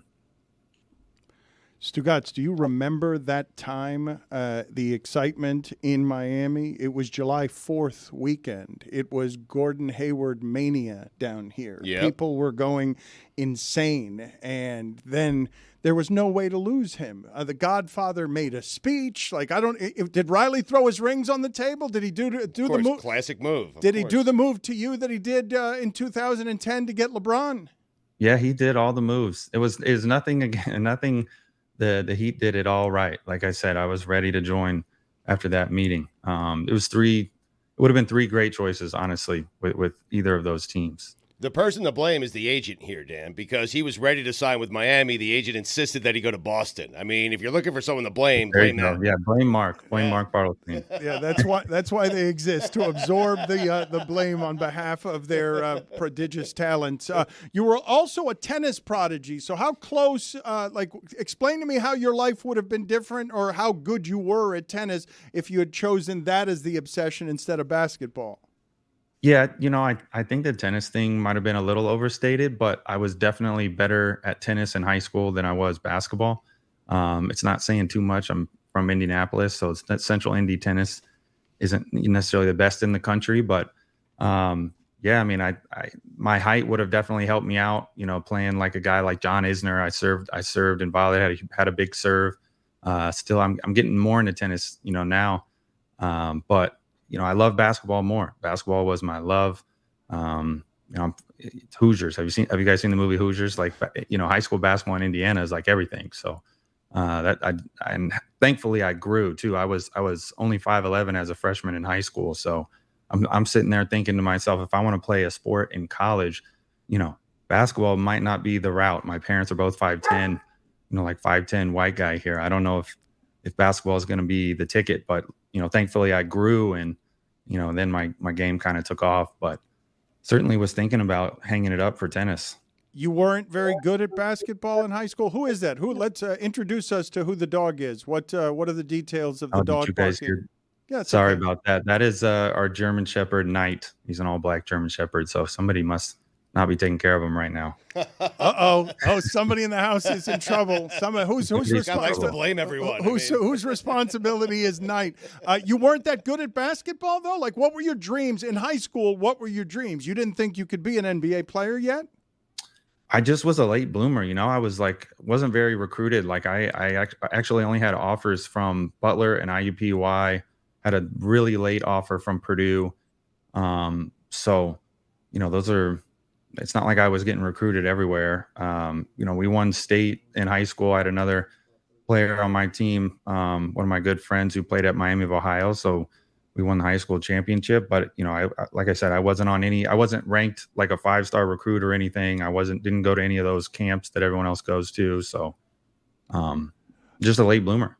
At the risk of upsetting you, this is not the intention to upset you because of the way Billy started, but I just want to play the call of what would have been different and how much haunting there is, because you're playing against Duke and Gordon Hayward's about to beat him. Gordon Hayward can knock off Duke as the late bloomer. Let's play that call here. It's Hayward pulling it down, getting around Zubac at midcourt, launches the shot. Oh, it almost went in. Duke is the king of the dance, 2010. Oh, it should have gone in. It would have. It should have gone in. You thought it was going in. You thought it was going in. Did you think it was going in? You know what? I didn't think that one was going in. So there was a shot before that I took a fadeaway over Zubak. We were down and it back rimmed. So from my vantage point, it looked like it was good. The half court shot, I wasn't trying to bank. So I thought that one was way off. And then, it kind of like banked, and I think they did like a sports science on it. It was like 3 inches to the left or right. I needed to shoot it more. So that one was really close, but I mean, it's hard to hear that for sure. Did it haunt you at all? Like that specific shot, obviously losing a close game, you're that close to winning the championship. Everybody dreams of that stuff. But that particular shot and Stugotz's beloved game of inches, does that stay with you for a couple of days, just the shot, or a couple of years, or a couple of decades? It certainly stayed with me for a short period of time after it happened. You're thinking about what if. But to be honest, then it was...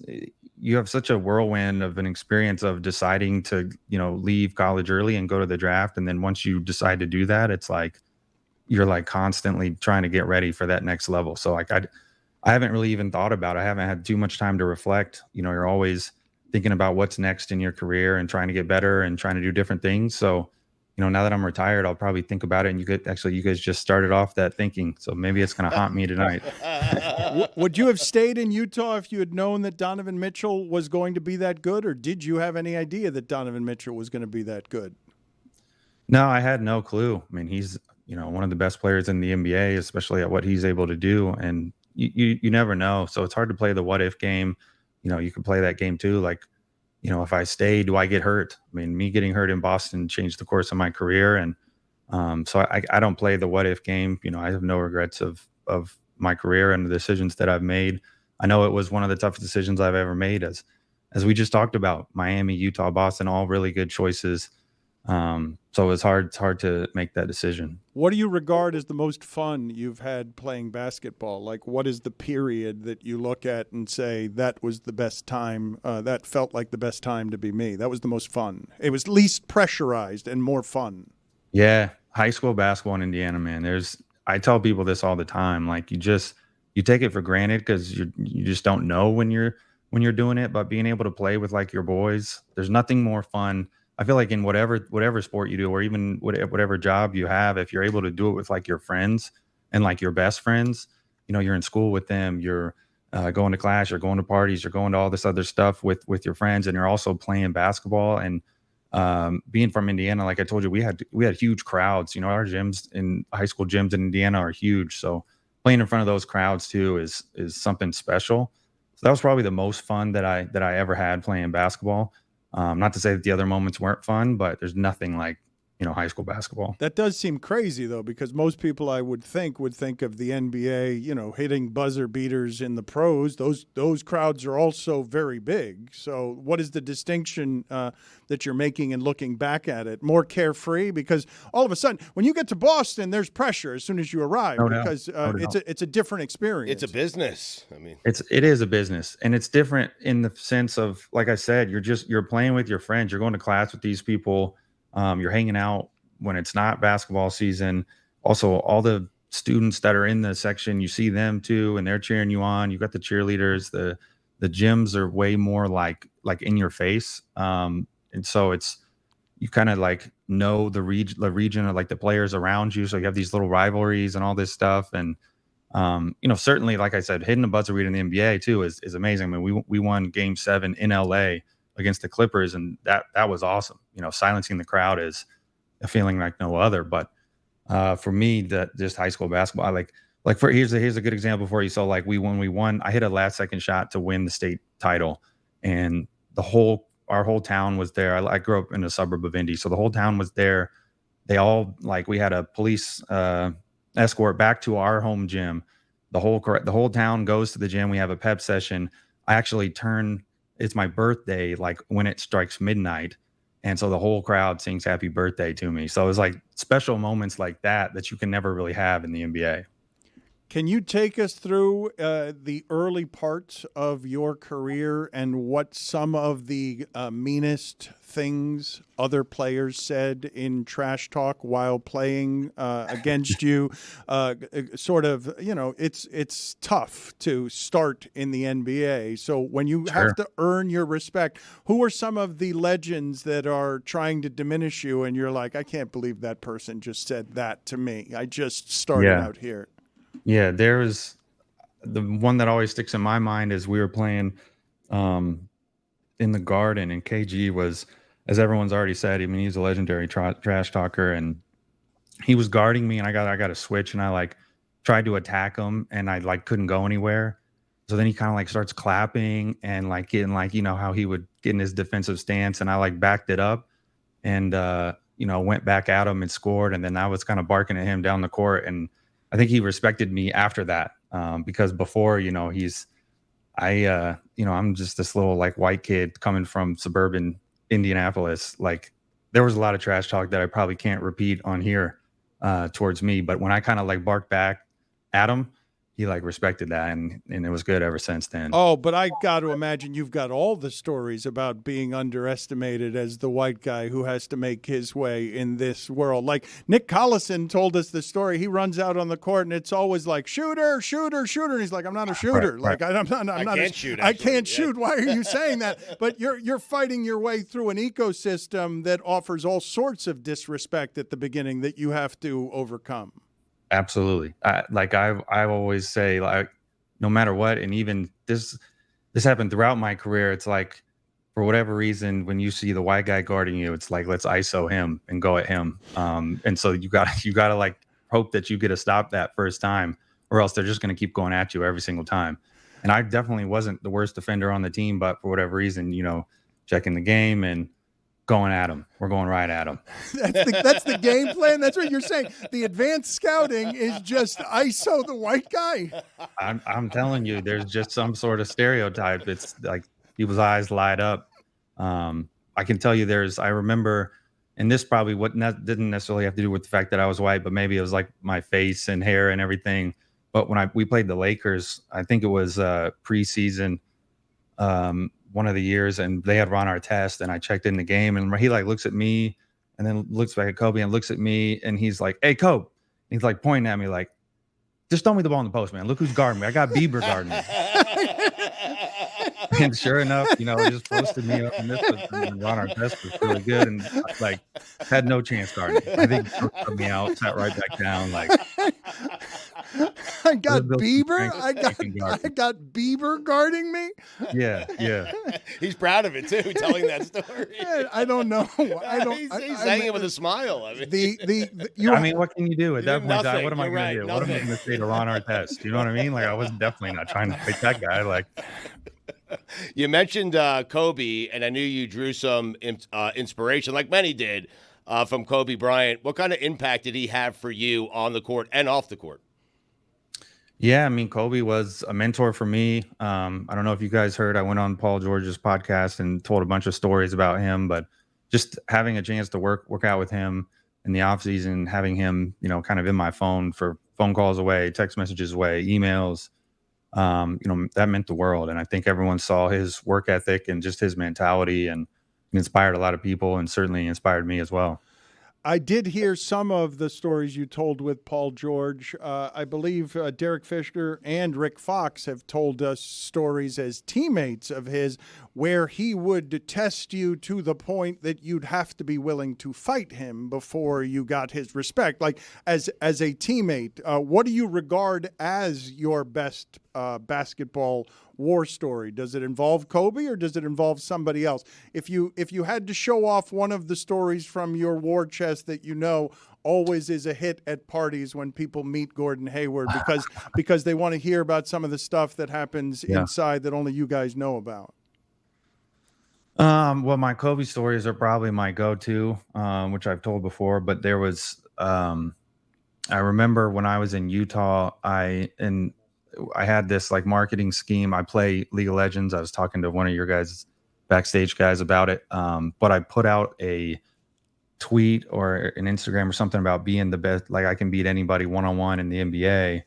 Like I can beat LeBron one-on-one, but I was like teasing saying like in League of Legends. And we happened to play them like a week afterwards. And I got a text from somebody from Cleveland saying like, dude, why'd you do that? Like LeBron's talking about it. Like, why would you like piss him off out of all people? And we go and play the game. And I kind of went back and forth with them and ended up hitting a game winner against them at home in Utah. And so that was pretty cool feeling.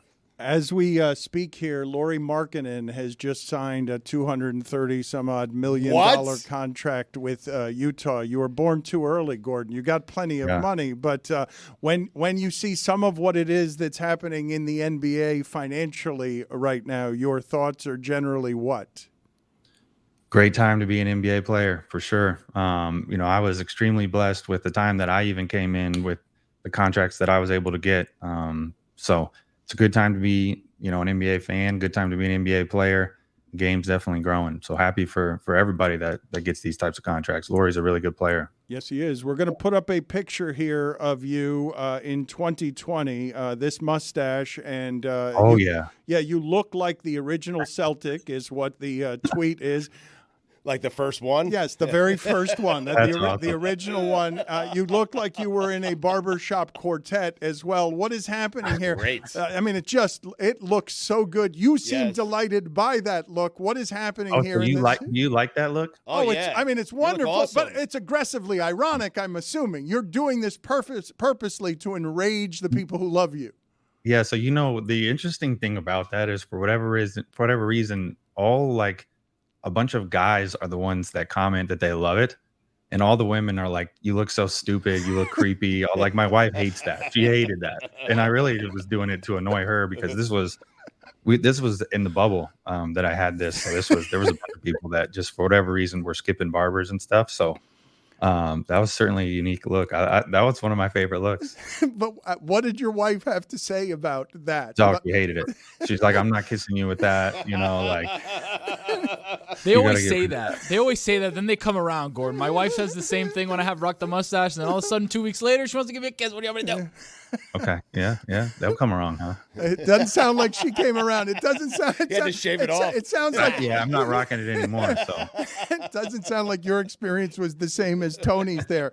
I have not heard you talk, and I don't wish to bring up a sore subject, but when you say your career was altered by that injury in Boston, I really was heartbroken for you to get 5 minutes into your career in Boston and suffer that injury, which just seemed horrific.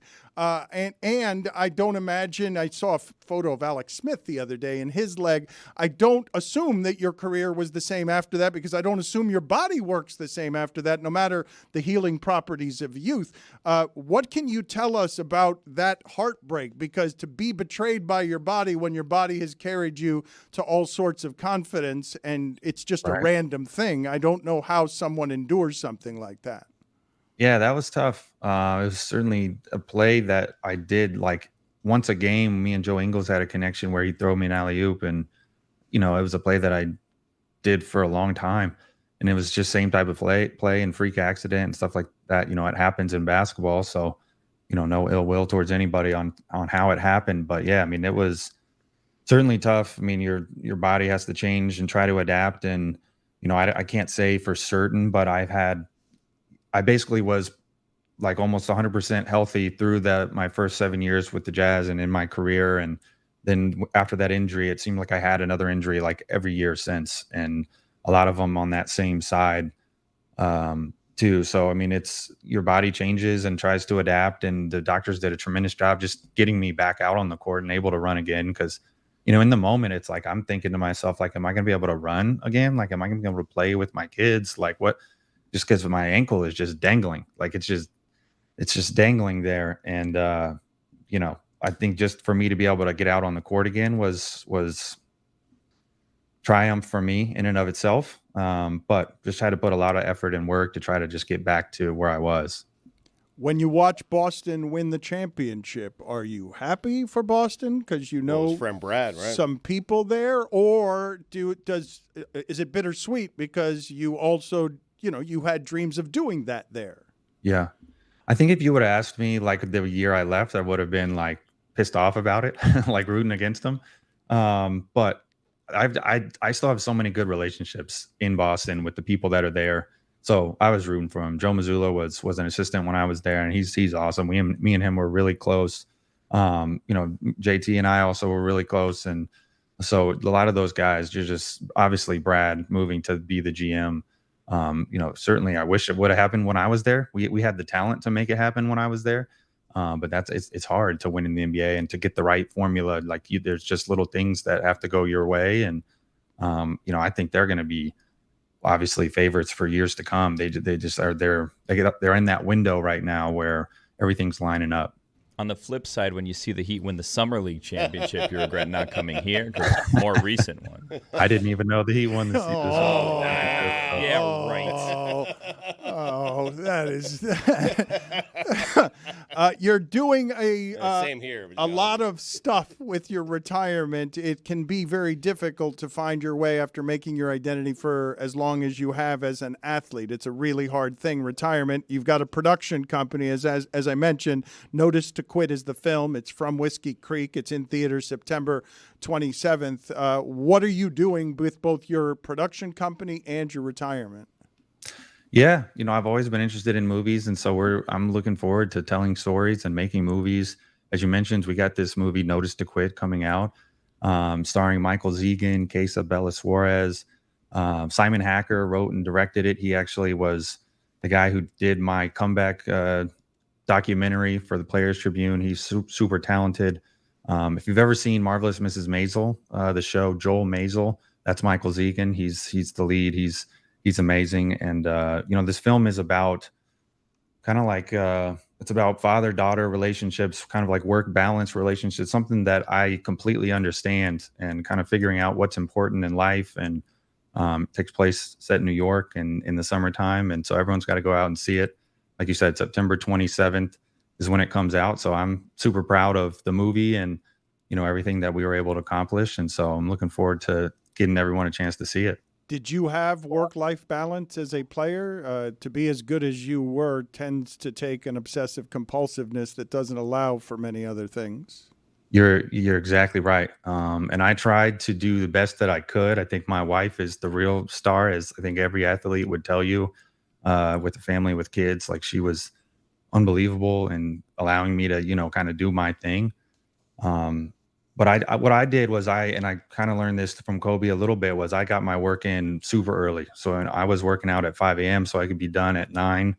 So then I could kind of have the rest of the day to hang with the family and be with them, especially in the off season. And that's when you get the most time to kind of be with them. During the season, you're all over the place, and mentally too, you're so locked in.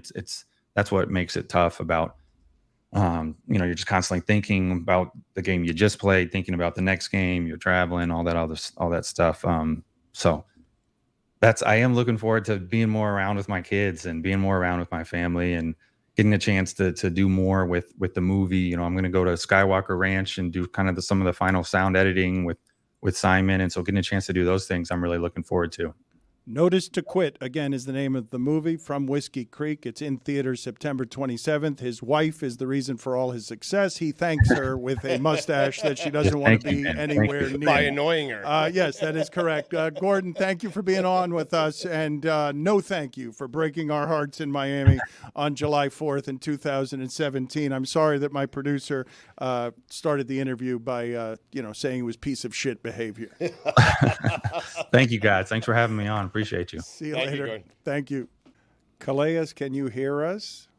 I can. Oh, it's so nice to hear that voice. He makes me smile. It's so nice to see that face. Look at him. He is now an old, wily veteran. We have known him since he was a young man. Stugotz, I am a terrible talent evaluator. Terrible. But I saw him play at the University of Miami. I'm like, oh, nobody's ever going to be able to block that.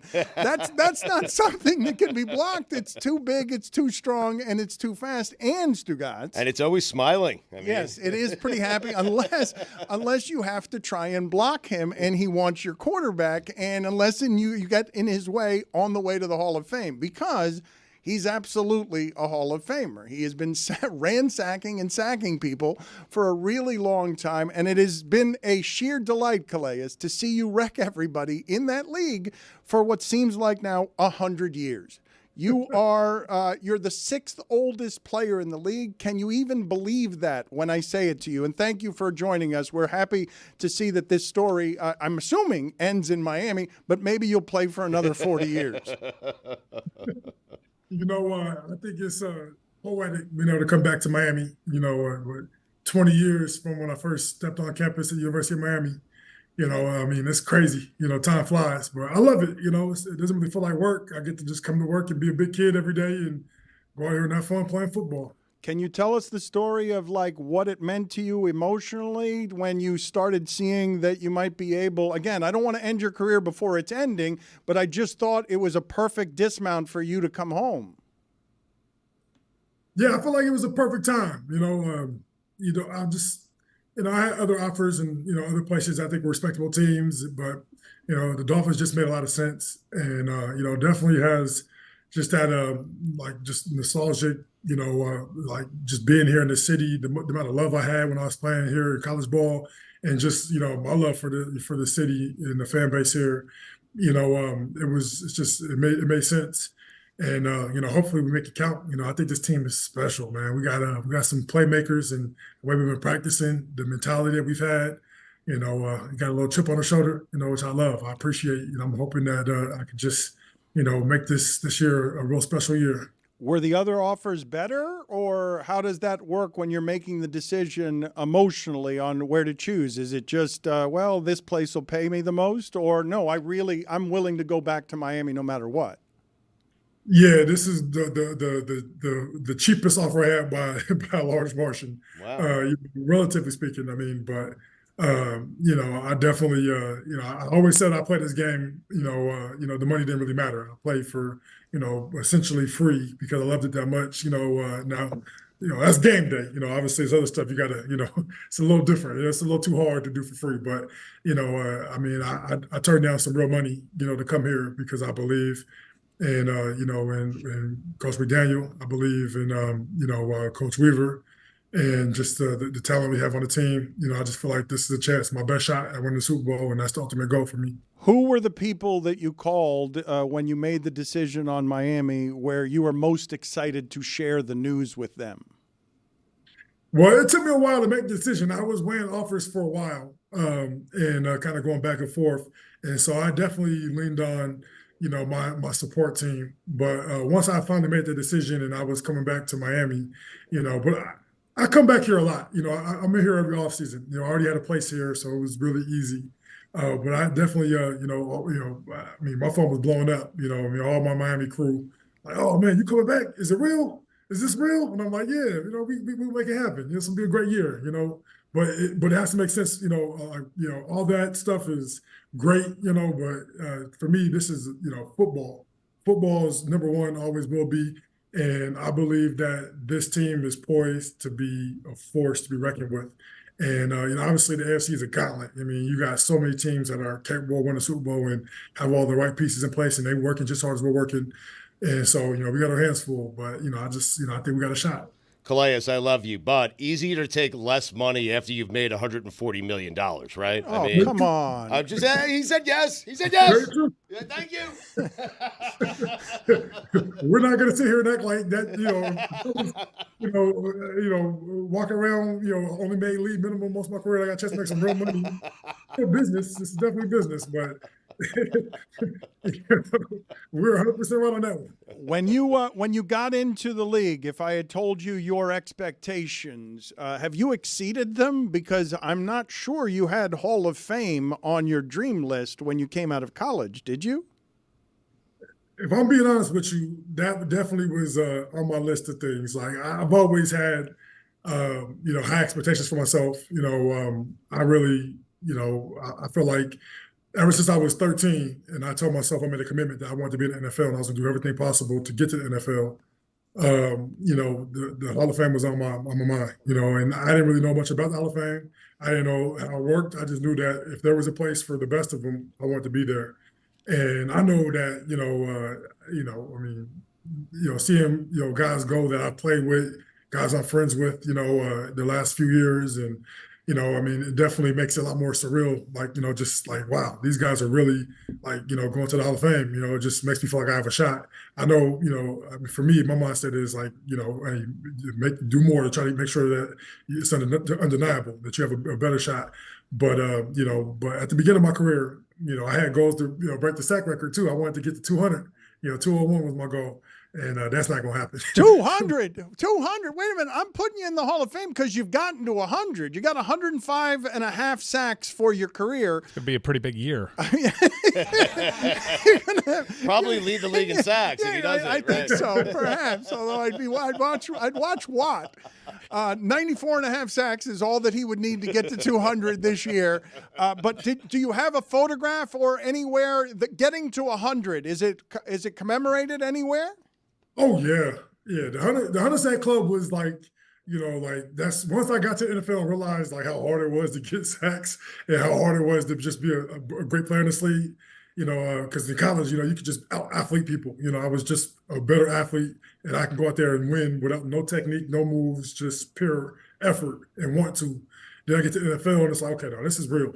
This is the real deal. And I realized that, okay, I might not be able to get 200. Maybe we'll see. But I knew it was kind of tough. But I was like, all right, could I get to that 100? And for a while there, I didn't think I was gonna get there. I was like, man, I'm gonna give my best shot. But when I finally got to that threshold, that milestone, that C note, man, it was a good feeling. And yes, I definitely captured that moment, and made sure that that's something that's gonna be in my house for forever. I want to be able to brag on it with my kids, hopefully my grandkids one day if they pick up the game. And just like I mean, that's one of the hardest things to do. Very few people have done it, and it's something that I always wanted to do. So getting that C note, that was huge for me. Who was the quarterback? Sam Howell. Sam Howell. And it was a 2-minute situation because so many times I got close. Right, I got 99, and I was stuck at 99.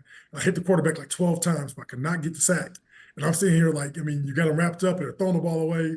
I had Deshaun Watson, the year before, and like he just just threw the ball away to nobody. Like it's like, I mean, it's more beneficial for you to just take the sack than to throw that. But Sam Howell was a 2-minute situation before half. He didn't want us to get the ball back, to go get more points before halftime. So he just took the sack, which was a very smart, coachable thing to do. Calais, before my question, I want to commend you and Greg Olson as out of like that whole crop of newer school Canes that didn't have like the national title success. You guys get really involved in the program, so it's great to have you down here in Miami, get to see you at more games. But you've had this amazing career. You've played with so many great players, and I'm wondering, between Larry Fitzgerald, Lamar Jackson, who just did something physically in practice where you're like, I know I'm gifted, that dude's on another tier. I just seen some spectacular plays in practice. I mean, really, Tyreek Hill is out here balling right now, and it's just like, wow, he's 30 years old and still rolling and catching everything. I mean, he's diving on the ground for balls. It kind of reminds me of the Larry Fitzgerald days. But that 2008 year when we went to the Super Bowl in Arizona, Larry Fitzgerald had so many incredible catches in games, but in practice, it was every week he was doing something way better. It was like, you think that was dope? You should have seen the practice he had on Wednesday. The catch he had on Wednesday was like, I mean, I seen him like land on his head and flipping. Like, it's just like, it's practice. I don't think he should be going that hard, but he set a standard, that I could follow suit on. And I think that helped me be able to have the career I've had because I seen this, superstars practice, and you realize that when guys are gifted and blessed the way some of these really good players are, and you have that work ethic, that grind, those are the guys that become the Hall of Famers.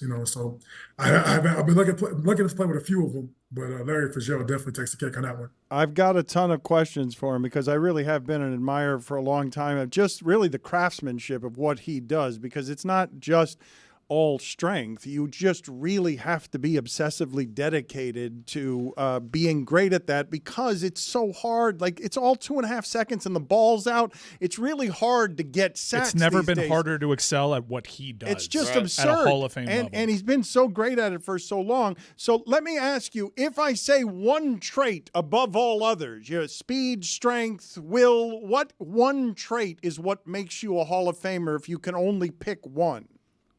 Ooh, it's a really good question. Oh, man. I think when it comes down to it, though, I think you have to have the mentality, the mentality that, I'm not going to let this guy block me. I don't care, how good he is, what, the scouts say about him or the reports and the coaches talk about him. I don't care about, what the scenario is. Like, I'm just not going to let this guy block me. This mentality you got to have. And it's like when you're training in the off season, it's the same mentality. When the game's on the line, I got to be the one to show up and make the play, and I can't let anybody else outwork me, it's just when you're training, you have that mentality where it's like, when I'm in these situations, I got to be ready. I got to be able to take advantage of my opportunities and then start some practice, treating it like it's game day, and I'm out there in practice trying to bring that energy, bring that fire, and making sure that I get that quality work. So when the game day comes, it's just like it's practice. And, and I mean, I love studying the greats, and all the greats that I've studied, you see common denominators, but I think the number one thing that makes somebody a Hall of Famer is a mentality. You got to have that mentality where, like, when the game's on the line, I'm going to be the one to make the play. Dwight Freeney had that mentality, and then he faced Bryant McKinney in the Orange Bowl, and he got stuck in his navel again and again and again. Jason Taylor had that mentality and said, I couldn't do anything against Tony Baselli. I had no chance. Anybody you've run into where you're like, I have this mentality, but this isn't working today, and it's not going to work. This person is too good at what they do. Have you run into anybody like that in your career? I can't recall anybody. I was just like, dang, all right, this guy just got my number. I will say, though, that I hope a guy like Marshawn Lynch gets into the Hall of Fame, because I feel like, I know when you look at all the numbers and stuff like that, usually running backs, they want to get to that 12,000, number, and he's a little short of that. But, when it came to, playing against him back in the day, like, I knew every time I was getting ready to tackle him, I had to bring everything I had, because he was running, full speed ahead. Oh, wow. He went running back. He went running back instead of offensive lineman. I think it's because you refuse to give offensive linemen any credit. You will not allow, while you're still playing, any name to come out of your mouth to say that guy was better than I am. That's the only reason you went running back there. I had a conversation with Cam Jordan a few years back, and we were talking about how, like, we don't, like, there are definitely great offensive linemen, but, when we're in the thick of I don't respect them. Like, like my mind said, no offensive lineman should block me one-on-one. I don't care who it is, and so, yeah, there are great offensive linemen, and maybe when I retire, I might be able to give you somebody who I feel like is really good. But right now, my mindset is I'm going to kill whoever you put in front of me. But not today, Dan. Yeah. But what percentage of time, Calais, are you facing someone that you are simply saying to yourself, this person is stronger than I am? Never. He's physically stronger than I am. Never. There's definitely a couple times where I'm like, okay, I'm going to have to use a little more finesse today. But that's rare. It really is rare. My mindset, like this whole offseason, I was just like, let me get as strong as could be, because I'm putting my hands on people.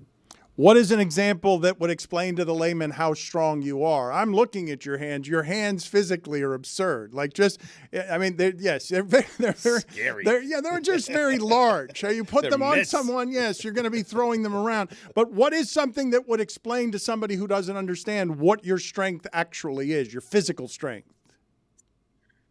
When I think about it, I guess in, layman's terms, I feel like, I don't know, like, I feel like, just being able to pick up a car, like lift up a whole tire off the ground. I don't know if I can really do that, but in my mind, I feel like, baby's trapped in the car, I could pick up the car, honestly, I feel like, run through a door, knock a door down, straight shoulder first, Now, obviously, I've never done any of these things. But you could do them. You're pretty sure. You're pretty sure you could do. Wooden door doesn't stand a chance, Dan. he could just run through that stuff. Is there anything other than Tyreek Hill that you're talking about that you're seeing in Miami that has surprised you? I'm not talking about athletic gifts, but just already in the return to Miami, joining the Dolphins, where some stuff you didn't expect about what you've signed up for here. I will say that the effort to the ball amongst all of us on defense has been a thing of beauty. And I heard all kinds of different things when I was going through my process, and I didn't really know what to expect, but I almost, heard things like, guys don't work hard, and I'm sitting here thinking to myself, like, I can help with that. I can help bring an edge. I get here and watch practice and I'm like, oh, these guys working hard as could be. Javon Holland, full speed to the ball every play. Jalen Ramsey, full speed to the ball every play.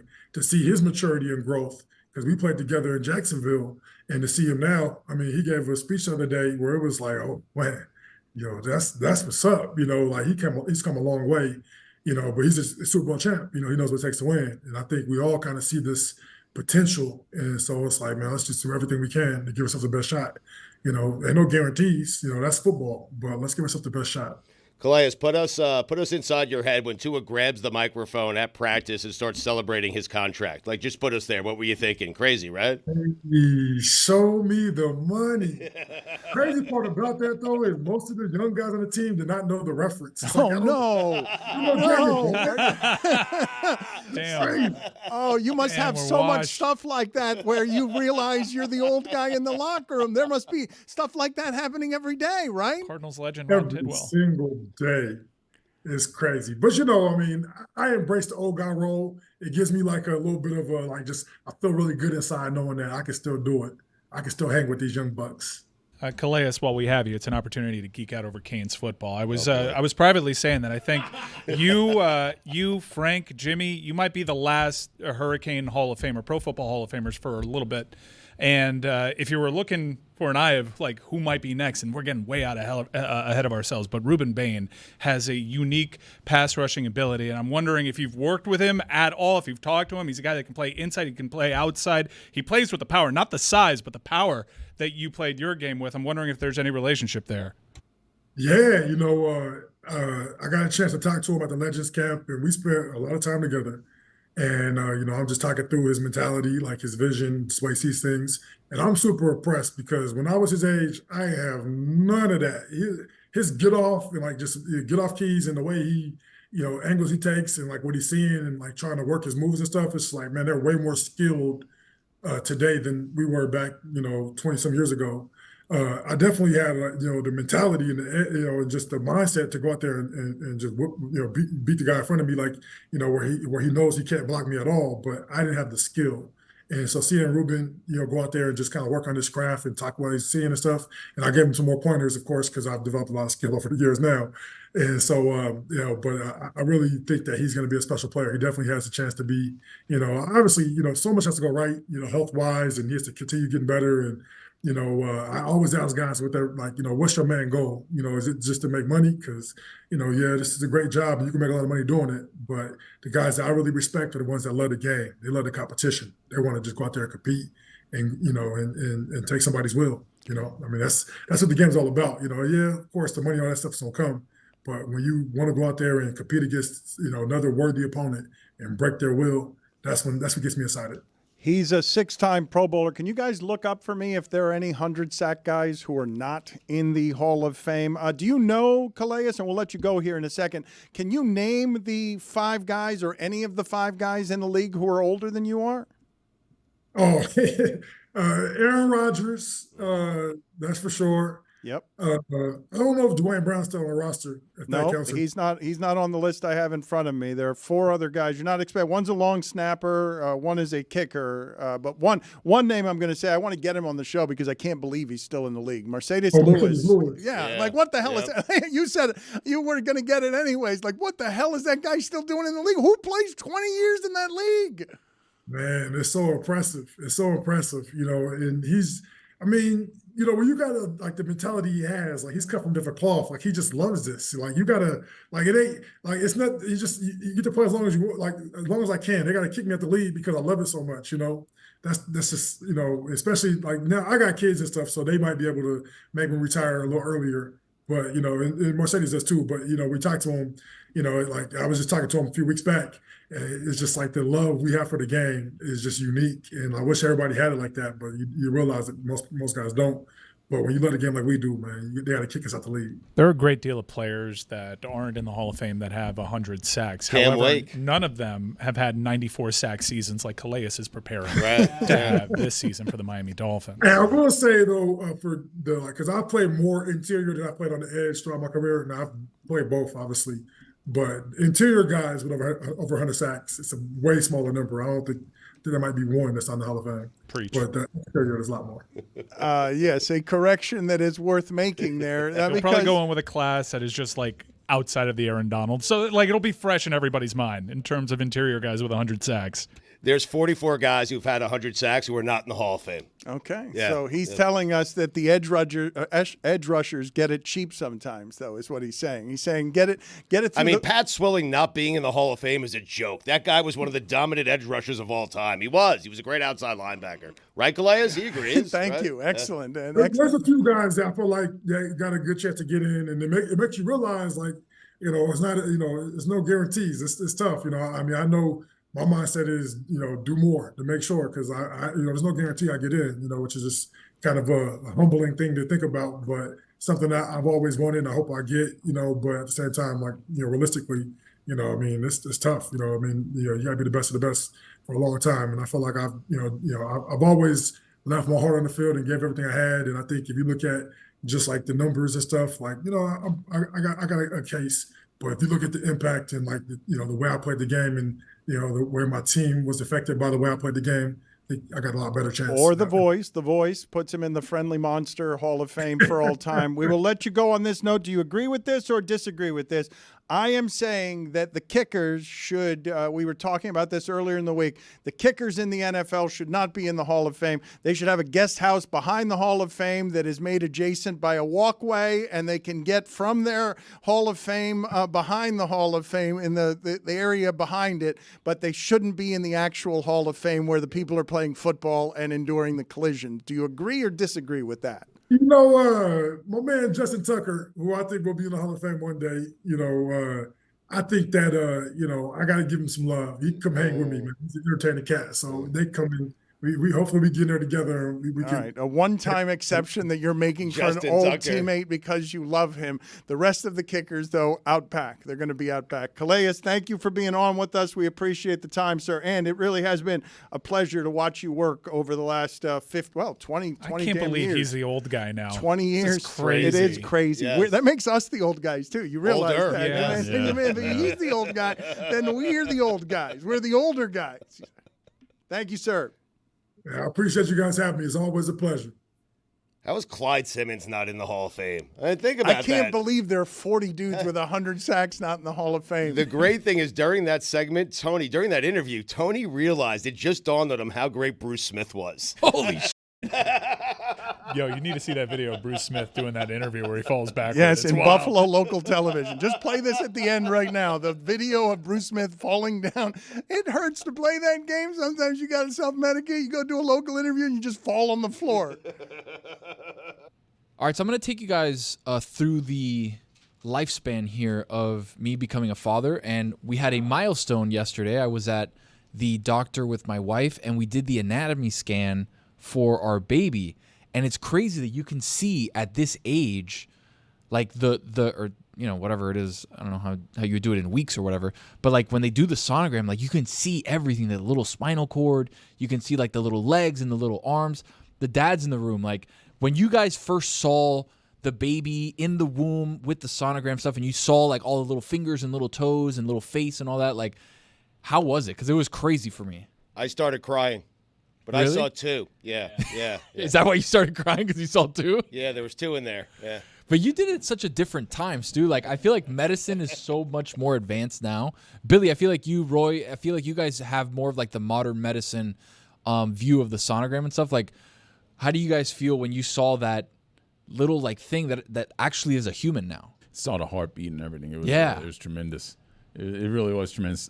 Seeing Claire in the room there. Oh, Princess Claire. Yeah, they're like, oh, this is her little leg, and this is like her little femur bone, and like this is this, and like it looks like an actual human, but it's like so tiny. She's like, yeah, she's 11 ounces, and I'm like, oh, damn. Okay, so less than a pound. I had it weird because like my wife got pregnant with COVID. our daughter. Yeah, so like she was born in 2021, but like the months leading up to it, like I couldn't even go into the appointment. So like I had to do it on FaceTime, like sitting in the parking lot, which is like really weird. But it was strange. Like we just did like the regular ones. I don't know if you guys got like or you're doing like the 3D ones and all of that stuff yet. Because like even from when we had our first daughter, things have changed. And it's to the second crazy. one. Yeah. What did you see the most? If I'm gonna be honest with you, second one I didn't get enough sonogram pictures. Really? They used to do like the printout, you get it, and The then second have, one like, always the gets frame. robbed, yeah, I don't know what always. was going on there. Right. I wasn't getting as many sonograms. I wasn't getting as much I mean, I wasn't getting any at What's all. going but- on there is been there, done that. Like the first one. No, but there's the excitement. doctor, yeah, but like, you think the doctors knew, like, oh, this is number 2. We don't need to bother with this. The doctor knows because this was Yeah. a different. This is like, I think there was like a change in insurance or something. So it was like an insurance, like it was a different practice, I believe. Right? Is that right? I don't remember, but I think it was a different office. It was a different practice. So like, do they just see like sometimes we went with my daughter? Oh, this is number 2. We don't have to try that hard. Either that or a bad doctor. I mean, should have Maybe. went back to the first doctor Well. who cared a little bit more. You know, They gave me Right. CDs like of the CDs? sonogram and stuff. Yeah, You it's like listen here to it in your friggin' 98 Honda Civic. What are you Exactly talking right about? with the muffler. With the Yeah. muffler kit. So they gave me a CD or a DVD or whatever. They're like, hey, just put this into like whatever. And I'm like, dude, I don't have a DVD player. Like, what do you want me to do with this? Put it in my computer? Like, okay, with 2001, am I Neo in the Matrix? Like, Did anything, like, Jess, I have a question for you because I feel like you know the answer to this and I don't know why. Did anything have like a less of a shelf life than Blu-rays? So like DVDs had like a moment, right? And then there was like They had a Blu-rays. run, yes. But Blu-rays was like, never mind streaming. So like Blu-rays Yeah. had like 4 years and then Cup it of was like, coffee. never mind. Yeah. if that. Yeah. We can just do this on streaming. Yeah. I feel like we got rid of the CD player before anyone was ready for that. Yeah. Yeah. You Do you think that CDs are do. going to have a comeback like the record player? I don't know because I don't think things sound like the thing with the vinyl record players is that people say that it sounds different and it sounds better. And I have a vinyl record player and I would agree with that. Like you get a fuller sound from it. I don't know if that's the case with CDs. But it sounds in versus HD, is it streaming. not? So there's like a difference between where you're playing like streaming from too. Like I've heard that Apple Music has a more like fuller sound, sound or whatever. than like Spotify does, for example. Love iTunes. Love I don't them know. both, This honestly. is all more technical than I really understand. But my favorite part of the segment so far was Tony telling Stu he's like his kids were born before modern medicine. Yeah, Like, I didn't ultrasounds have understand been that around either. for I like didn't get 60, that. 70 years. Forever. I Yes, mean- but to Billy's point, like even from his first kid to his Yeah. second, which are what 2 years apart. I was trying to save you because Stugotz is not that old. His kids Like, are not that old. yeah. Not that he's Right. that old, Exactly. but That's guys, the His thing. kids like are our like- parents how are old are different. Rachel Emma? How old are Rachel and Emma? They're 20. Okay, They were so born in 2004, right? Yes. okay, so 2004 to 2024, we have massive leaps in sonogram and all of those baby things. We were talking about ultrasounds though. Yeah. Right. Been around forever. Yeah. I've- No, I said no, sonogram. definitely not have been around forever. I'll take not that old. I will take that at this stage of my life. Yeah. It's not that old. But in modern medicine, it's very old. 20 years in modern medicine might as well be 200. Yeah. No, I don't know about that. Yeah. Yeah. Hmm. Same with gymnastics, I feel like. What? Exactly. Yeah. Wait, what? If you're 20, you're old. Did you guys see Exactly. they banned a move in gymnastics where like it was on the parallel bars where like the gymnast would stand on the taller bar and then just do a backflip, like jump off the bar, do a backflip, and then grab onto it and then keep What? going. They banned it? They banned it. 'Cause Like it was in like too the dangerous? 80s, I guess. Yeah, it was too dangerous. You got to find it. There's banned moves. Yeah. God, I love the Olympics. I love learning about all these different sports. I'm locked into indoor volleyball right now, and Danny Benitez is teaching me about Sure. volleyball shoes. Matt Anderson, during the GOAT. break. Yeah. Exactly. The problem is you won't care about these sports for another 4 years. And Yeah, it doesn't that's true. matter. I know. But And for it a doesn't week. matter. All But for right, 2 you're right. weeks, I'm locked in. Dude, Matt Anderson, 6'10". Go down and grab a board, buddy. What are we doing? Gold medalist, I think. Grab a board.